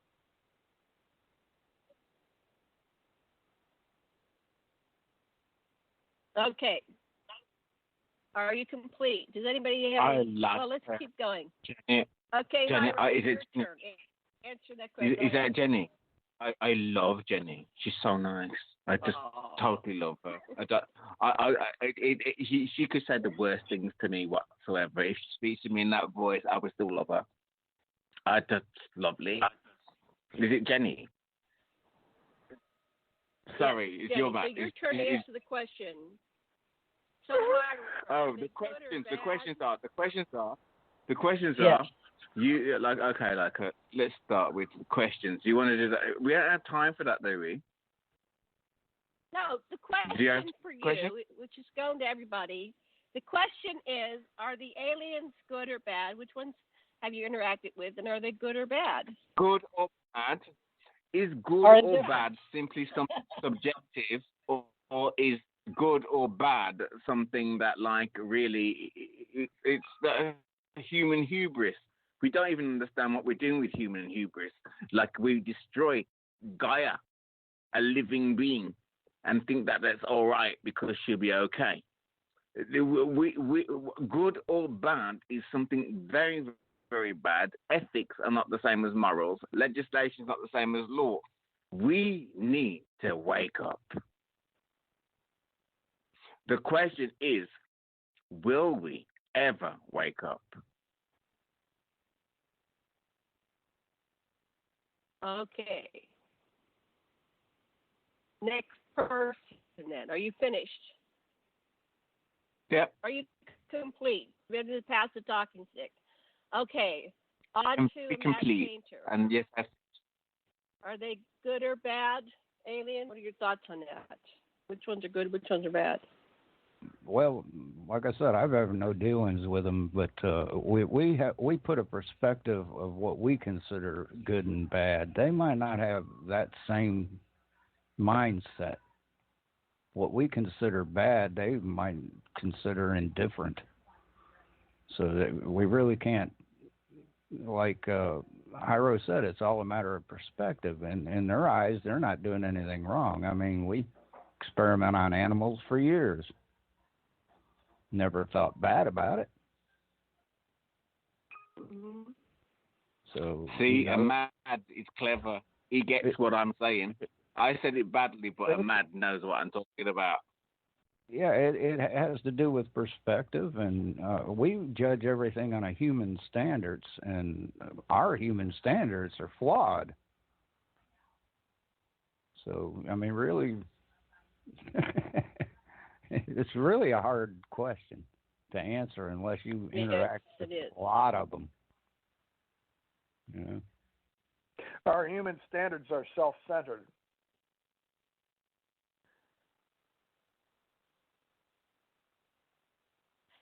Yeah, that is true. So we're back to a new question. Did Brish have a second question? We were each HS to bring two. You have to answer. One sec, TJ. As he said, self-centered is the same thing as that means subjective. So he says self-centered. That's subjective. That is true. But anyway, go on, TJ. Sorry to interrupt you. Well, no, TJ, I understand because you can be indifferent. And then we can do another question. Answer the question you asked. Answer the question you asked, TJ. What do you mean by good and bad aliens? Good. All right. Tell us this. That. If you remember, I said this was in our discussion in all these various groups that I've been in for many, many years, and I started writing for UFO Digest. So I prefaced it with that. Yes, I do believe above the good and bad. Of course, I do. In the indifference, and a lot of people say the opposite of love and hate is indifference. So it is. It's a matter of perspective and etymology and the words and the rhythm and what do we mean. So you can say a word and not even know what it means to the next person. So it still comes back to self and others in psychology, philosophy, and theology. So I agree with that. So yes, the point was that this is something that is happening in the UFO alienology, whatever you want to say, events, contact in the desert, ufology, I don't know what you want to call it. It's basically conferences. So are they good or bad? That's what people say. Are they indifferent? Are they above us? If they know things, then maybe there's various groups. But I would like to say that I know the ones I deal with, and that's the only ones. And I've never seen a reptilian. I love dragons, but and I think they're beautiful. I love Harry Potter, but the magic and the esoterics is one thread. So I do ACO association for my metaphysics, esoterics, and all the imagination, and I do UFO association for all those that want to deal with UFOs, UAP, and even alienology.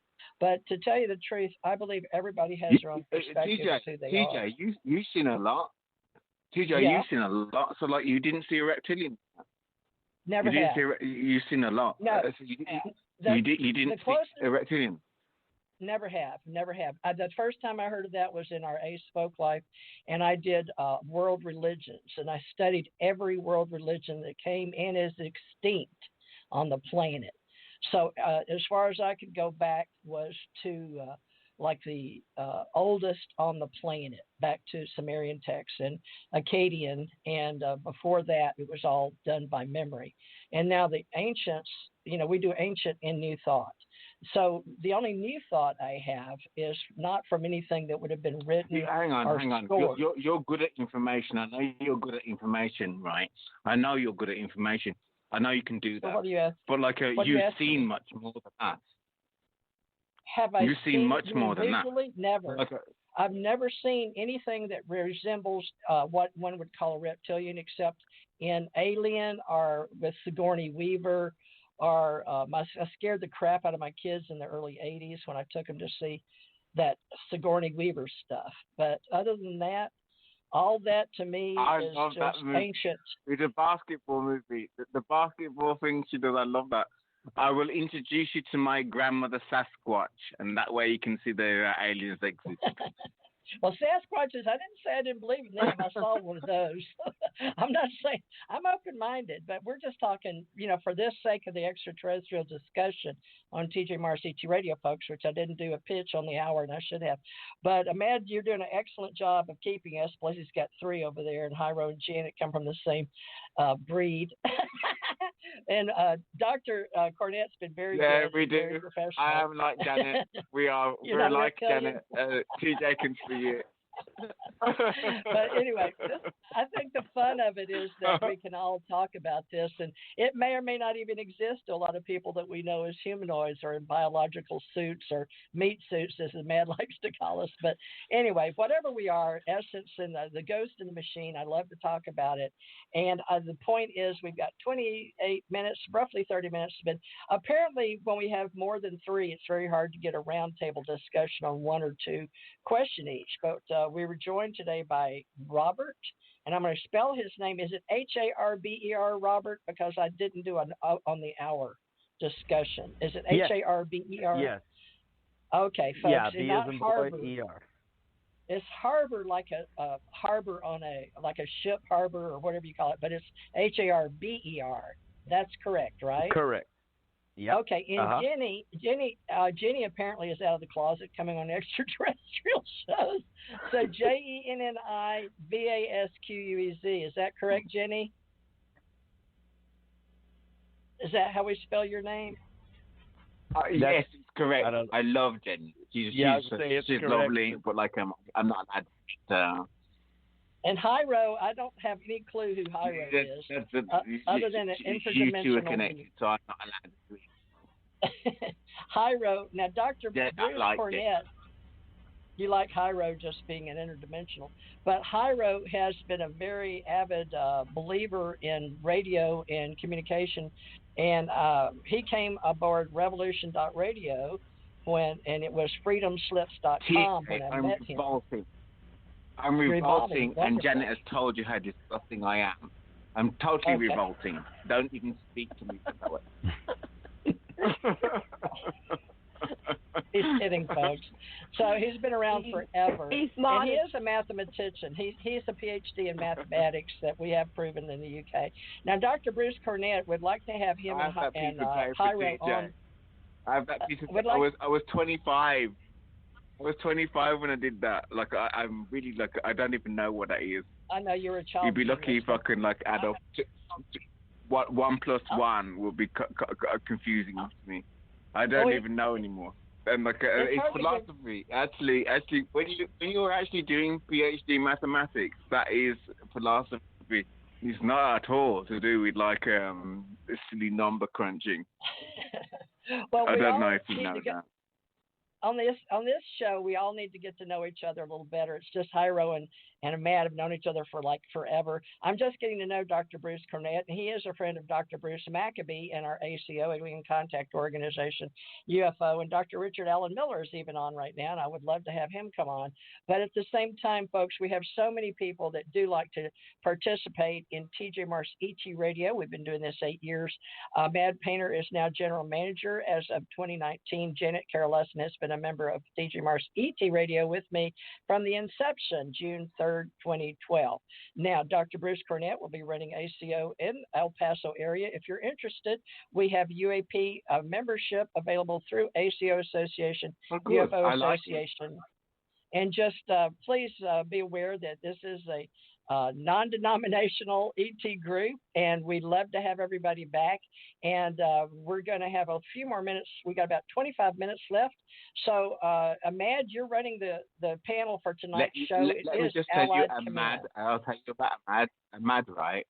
Ahmad, he's running that right now, right? But yes, like he's running the Ahmad, Allied Command tonight. He never gets mad with me. It's really annoying that he never gets mad with me. That's the worst thing ever. I always do the worst things ever, and Ahmad never gets angry. Just like he's so calm. Okay, Mad Painter, I'm turning it back to you and muting. And Janet and I, we can have a show tomorrow to get in more in depth, Saturday and Sunday. Bruce, if you and Robert and Jenny, since they've passed the test, that they don't have to talk continually. So I will mute, and Janet and I can have Saturday and Sunday during the day with everybody. I like Robert and Jenny. I'll mute. I like that. Was cool.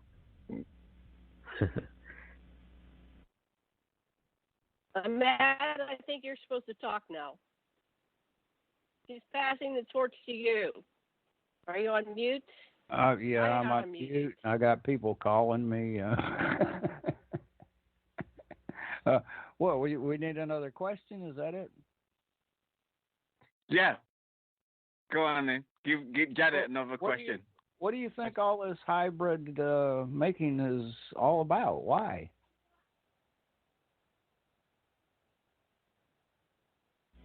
Who's the question for me? Or that's a good question. Good question. It's a good question. Well, I can tell Janet, you from. You asked for a question. Well, personally, I think. Sorry, Bruce. All right.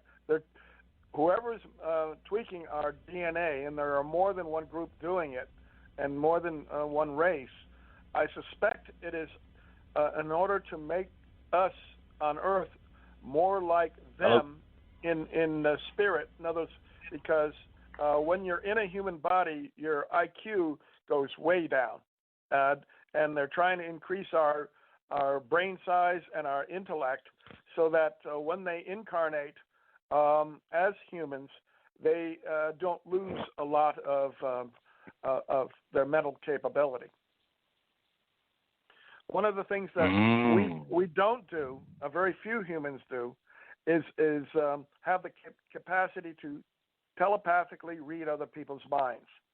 This is something that it's become very apparent with my contact with ETs, is that they have the capability of reading our minds and knowing what we're thinking. Anywhere, anybody that they want to tap into, they can do. Our civilization here would have a hard problem continuing the way it is if we could read everybody else's mind. There would be no lying anymore. There would be little or any crime. If you ever did something wrong, you would immediately be known by everybody around that, hey, you're not supposed to do that. You better stop that or we're going to lock you away. So there are a lot of... Interesting. You are not a truck driver. You are not a truck driver, and I will be quiet because that was extremely interesting, but I think everybody has something to say about that. I'm not going to say anything. I'm going to be quiet. Okay. All right. And on that question, if you could have the telepathic capability to read other people's minds, would you want to?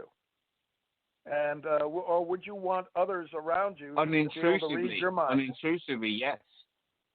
Instead of wasting time trying to use words, you can do that. You can do that. I know that because I'm not an ordinary person. I have thoughts I don't even like to think. Why would I want somebody else to know them? Oh, Ahmad, you would hate to hear what I'm thinking. Right. Our limited telepathic capability allows us to think whatever we want and have negative thoughts. And it's not the thinking; it's the expressing. The expressing. If you can just express something, because you can just like blah with your energy into somebody's mind, rather than like try to say like words. The words are all rubbish anyway. But like you can just blah that into the head straight away. That's what it's like. Telepathy. I can do that. Have you ever had a thought in your head that you knew wasn't your own? No. Yes. Because others can talk to me, but like I have. But like Janet is speaking. So go on. Okay, so let's go around real quick because we're going to run out of time here. The next person was Robert. Okay. Actually, Robert, my point would still probably there? be. Yes. Yeah. Can you hear me? Yes. Hello? Uh-huh. Okay. Yes. My point would pretty much just piggyback on what Bruce said, except from my experience with them, it's about consciousness. It's about raising our consciousness. The entire universe, everything in it is made of consciousness, and they are trying to raise our level of consciousness. One thing about hybrid children, they are very telepathic, and they are able to communicate telepathically very easily. And so my feeling on it is it's about consciousness. It's all about consciousness. Because we, after all, are conscious beings. And we have a consciousness that extends far above our bodies. And like Bruce was saying, it's like our IQ is limited in these bodies. If we were out of our bodies, many people who have experienced OBEs talk about how at one point in time they knew everything. And so I believe, it's about raising our consciousness.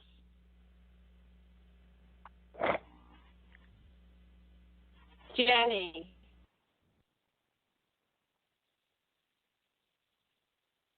Jenny, are you there? Jenny? But before Jenny, before Jenny, that's right what he's saying. That's right what he's saying.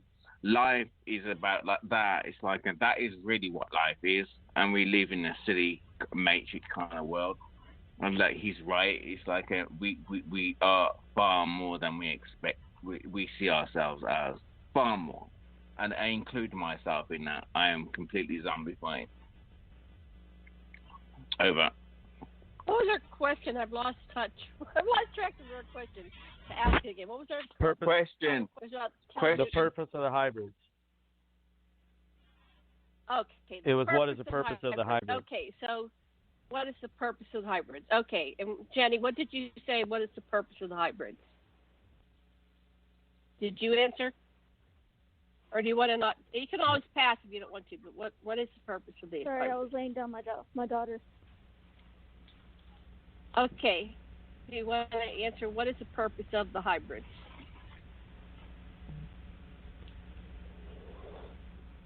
I think I'm gonna sit back outside. I'll gently do that. I'll gently do that one. Jenny, you just lay down your daughter, and you're coming back into this conversation. And she's trying to answer twice, but she stepped on her both times. Okay, then, Ahmad, go on. Jenny. Go ahead. Okay. In my opinion, I think the hybrids are here to help us be prepared for the future, make the world a better place than what it is now.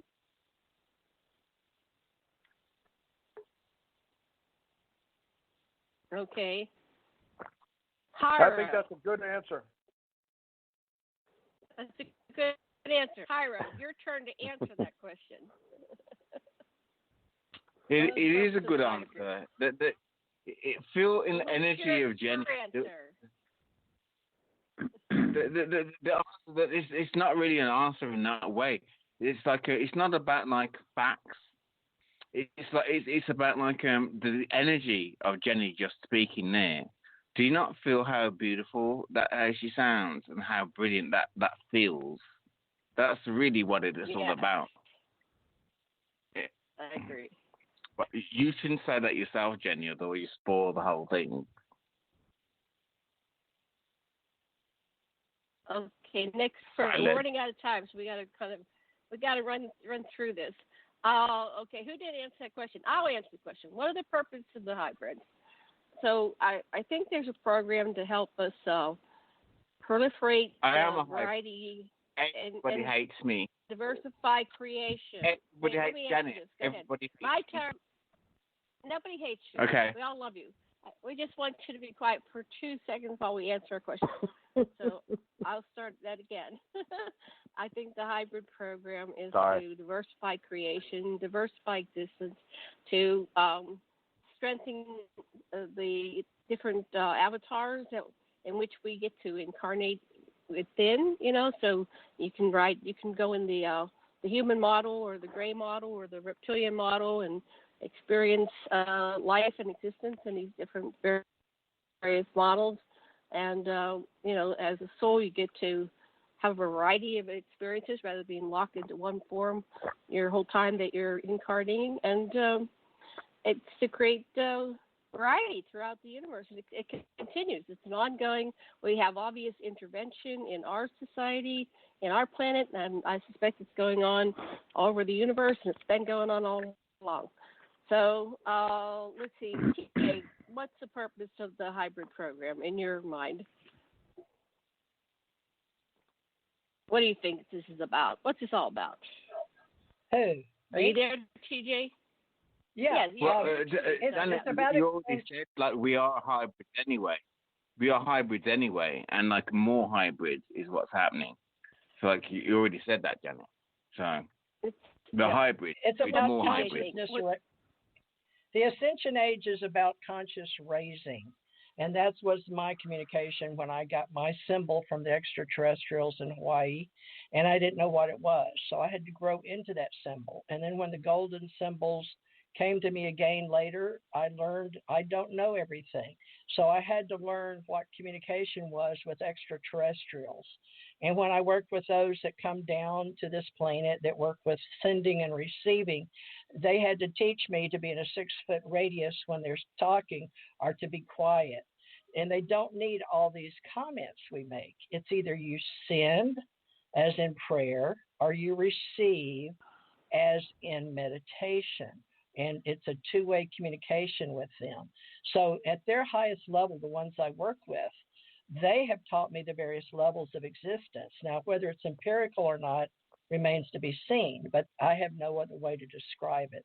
So I was put here, and the mission was to learn myself. Thank you, TJ. I never am quiet. I never meditate, and I never am quiet. But thank you for saying that. I don't either, to tell you I am the wrong. truth. I'm wrong. I'm worse. I'm worse than you ever thought about being Hyro. That's my mission here, to learn this stuff. Why do you think I was put here? I know you're going to win. If I was I'm perfect, not playing. I wouldn't be Sorry, here. I interrupted you. Carry on.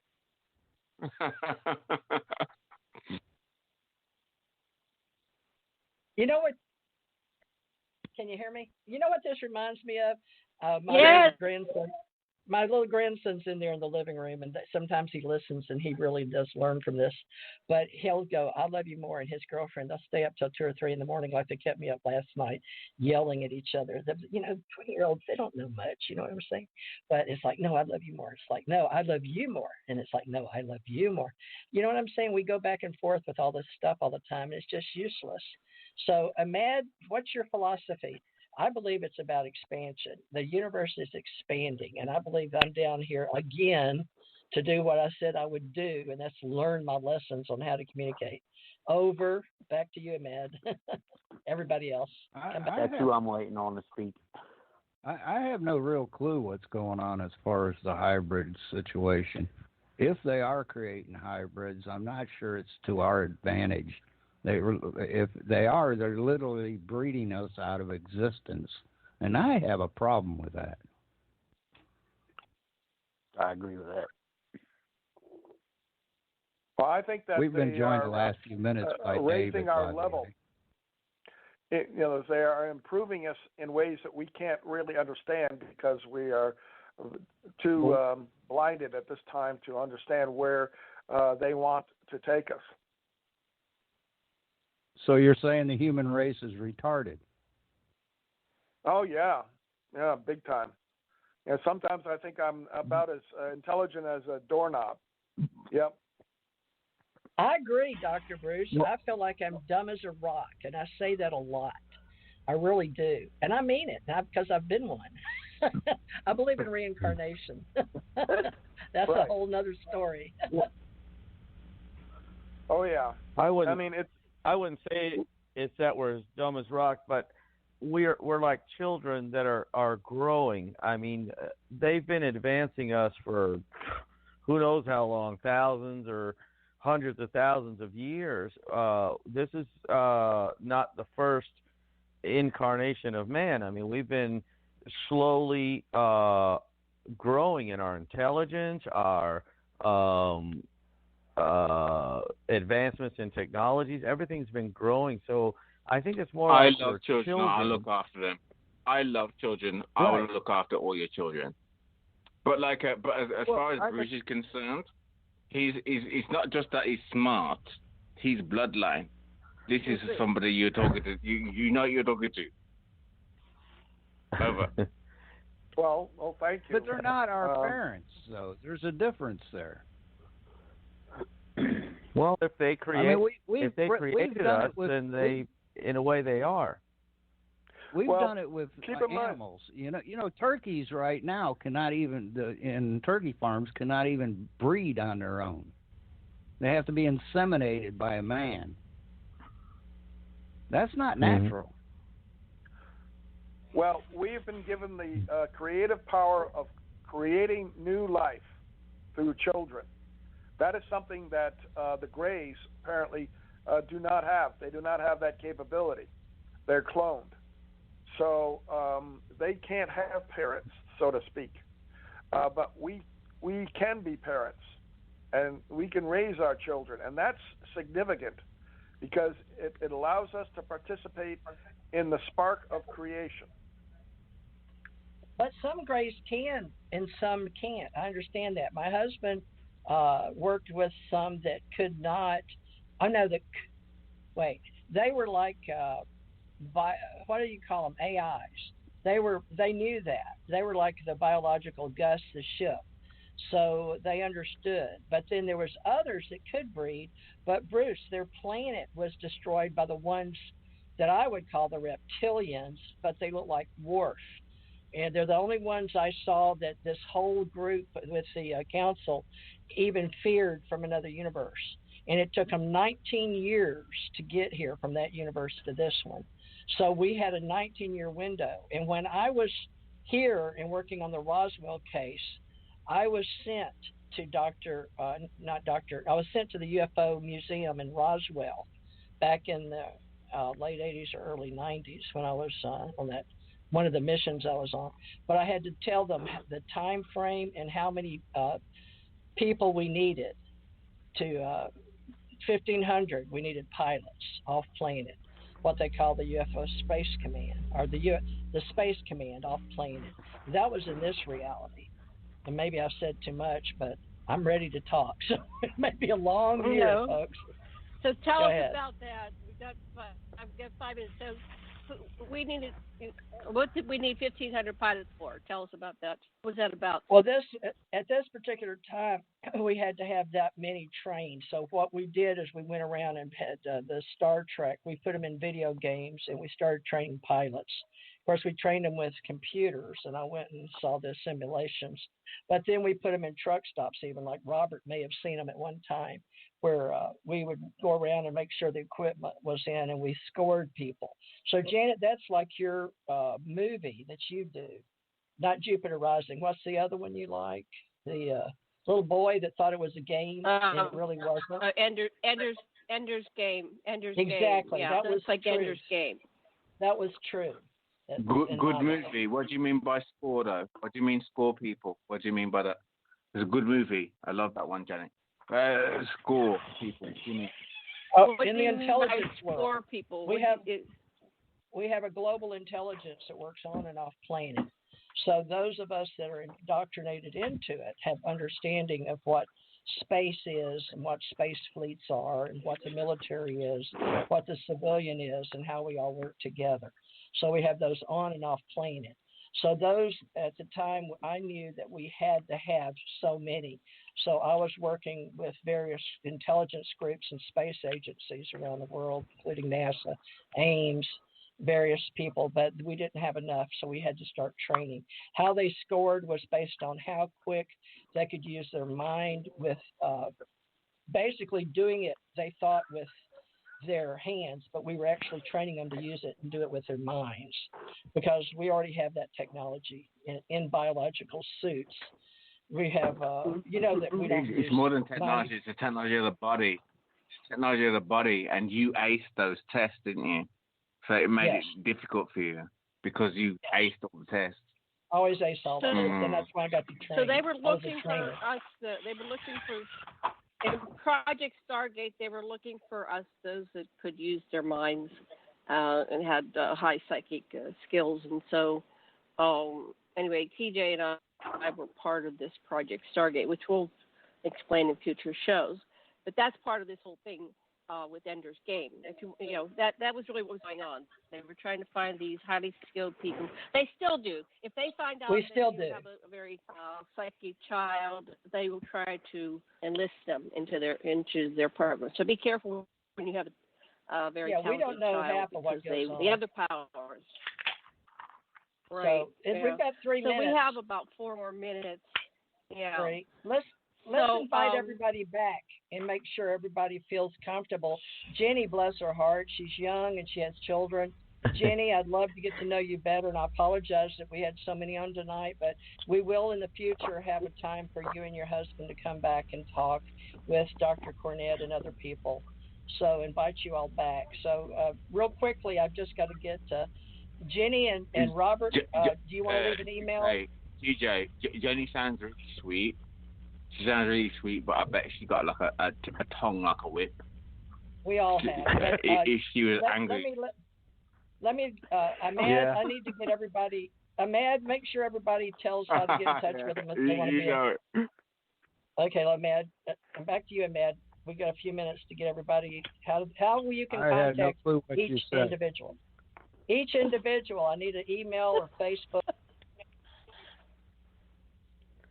All right, go ahead. I don't even know where to start. I mean, I'm so confused now. Final. Okay, Dr. Bruce Cornet, what's your website?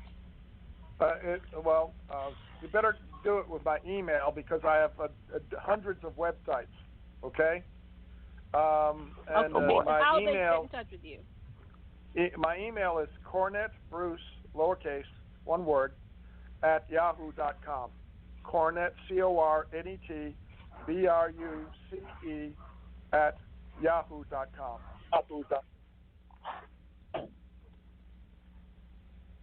Okay. Jenny and Steve, how do people get in touch with you? Or wait, that's the right name. And Robert. Sorry, Jenny and Robert. Okay. How do people get in touch with you? Sorry. I'm basing on. Go ahead. They can contact us. Our email, mine is S as in Sam, ARIV as in Victor, AL 214 @gmail.com. And then you want to give yours, Jenny? Okay. S as in Sierra, ARIV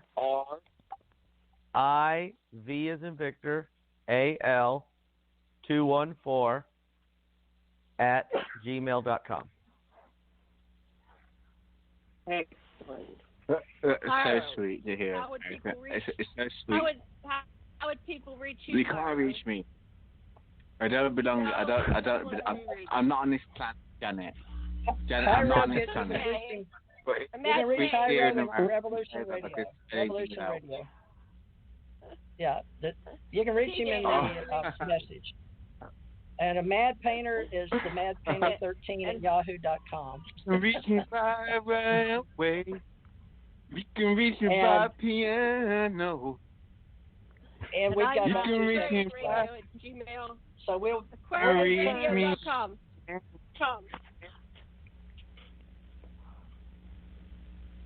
Okay. I like somebody needs attention.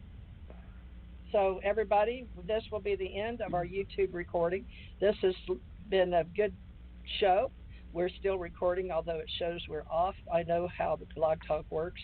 So was anybody else wanting to be in contact with Janet Carol Lessin, a Mad Painter with Revolution.radio, but a Mad Painter, you can always reach him through here to TJ Mars ET Radio. But Janet is Aquarian Radio, AQUARIAN Aquarian Radio at gmail.com. Yes. Sorry, say it again. TJ Mars Agency. Aquarian Janet Radio. always good. Aquarian. Janet, tell them again. Gmail.com. Aquarian. AQUARIAN radio at gmail.com. Aquarianradio.com. And she is a little That's been a afar. great show. It was a good show. There's a lot of people. Normally we'll only have 3 at the most. I think Janet, Ahmad, and I have decided. But Dr. Bruce Cornet would be a good one on just one-on-one interview. And we can have Jenny and Robert separately or together whenever they like. So everybody, good job. Well, Mad Bruce, Painter. Jenny, and Robert decided that I'm not allowed to be on there again. They decided I'm not allowed. And Harbo is our class clown. Always is. He's a good, loving creature. He lives in the UK, so we don't get to hear from him very much.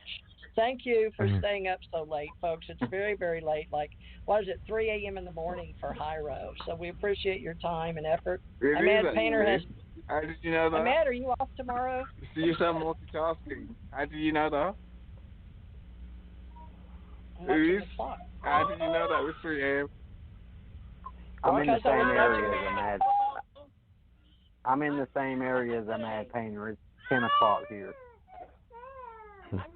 Oh, okay. Well, God bless everybody. So thank you, everybody, for having me. God All bless, right. love, and aloha, and have fun with Aloha. tonight. Okay. Thank you for having us. Traveling across the United States. Je t'adore. À la prochaine. Thank you. Pacific. All right. This is Allied Command Organization and Department of American Communications Online with Thomas R. Becker, Theresa J. Morris, Janet Carol Lessin, Dr. Bruce Cornet, and our newcomers to our extraterrestrial world in radio with TJ Morris ET Radio, and that is Robert Harber, Harber, and the mother of some famous hybrids, Jenni Vasquez, Vasquez. So just get back with us, folks. We'll make sure you get in contact with anyone that you feel like you have a kindred spirit with, including a Mad Painter, which is Thomas R. Becker, Dr. Bruce Cornet, Haro from UK. I will learn to drive a truck if next time I come here. I don't think that was the point of the whole show. To buy some gray aliens or something. You're going to make people think they have to be a truck driver to have an ET experience. Iro, you don't have to. So you want a container cup, huh? Yeah. All right. It's been wonderful. Thank you, Robert and Jenny. We look forward to getting to know you and have you back. Dr. Bruce, thank you for discovering them. And Bruce Cornet, folks, El Paso, Texas. He will be at the next Laughlin UFO event. I don't even know the name of it. But Dr. Bruce, is UFO it MegaCon? Conference. Yeah, Mega Conference, MegaCon, right. MegaCon. Yeah, UFO Mega Conference, right, MegaCon. Is that Dr. And February, that's in February of 2002, from the 15th to the 22nd. It is 8 days long. 2002. Are you going back in time? You mean 2020? No. 20. Yeah, 2020. Yeah. Yeah, we're going back in Boy, time. I wish it was 2002. Yeah, you have to go back in time to go to that conference. Jenny? You there, Did you Tom? want to talk? Did you want to say something, Jenny, about 2002? Yeah, he said 2002, and I said I wish it was in 2002. I would be 4 years old right now. I wouldn't have to worry about doing anything around the house. Well, they say we're all doing it right now anyway, so you probably are and were and is. And that's the story of the Isbies. Folks, we enjoy it. You guys are wonderful personalities. Enjoy life. You know, we are the authors of our own life story. And so all of us here are doing our best to not only survive, but thrive. And we are sharing our own life story. So please come back and share yours and let any of us know, because we're all in this ET business together, especially Janet Carol Lessin at aquarianradio@gmail.com. She is our official calendar book for whatever shows you want. And Dr. Cornet, be glad to have any more of your people from your area of the country. Just get in touch with Janet or I. Right, Dr. Cornet? Right. Right. He's going to be part of our ACO association. Not only survive, but thrive. I like that. That's right. Very nice. I like that phrase. I love you too. And I also like my favorite interdimensional. I don't know what these American boys are doing. Like all of them been nice. Normally I would attack them, but like they've all been lovely. Well, I'm so glad UK proved the UK and the US has a good interdimensional relationship, folks. In every universe. Yeah, we created you, Americans. Get over it. We created you. Oh, you did not. You did not. Well, Jenny, get to know Hyro. You'll love him. Everybody does. Thank you, everybody. We're wild and crazy. This is Ahmad Painter and Theresa J. Morris and Dr. Bruce Cornet and Janet Carol Lessin and Hyro and Robert Harber with a B and Jenni Vasquez. Folks, we got to sign off. Good night. I'm going to play the music so we can get out of here. Here at ACO Radio, American Communications Online, or any affiliated stations or websites are not responsible for what guest hosts or call-ins may say. All programming is intended for informational and entertainment purposes only.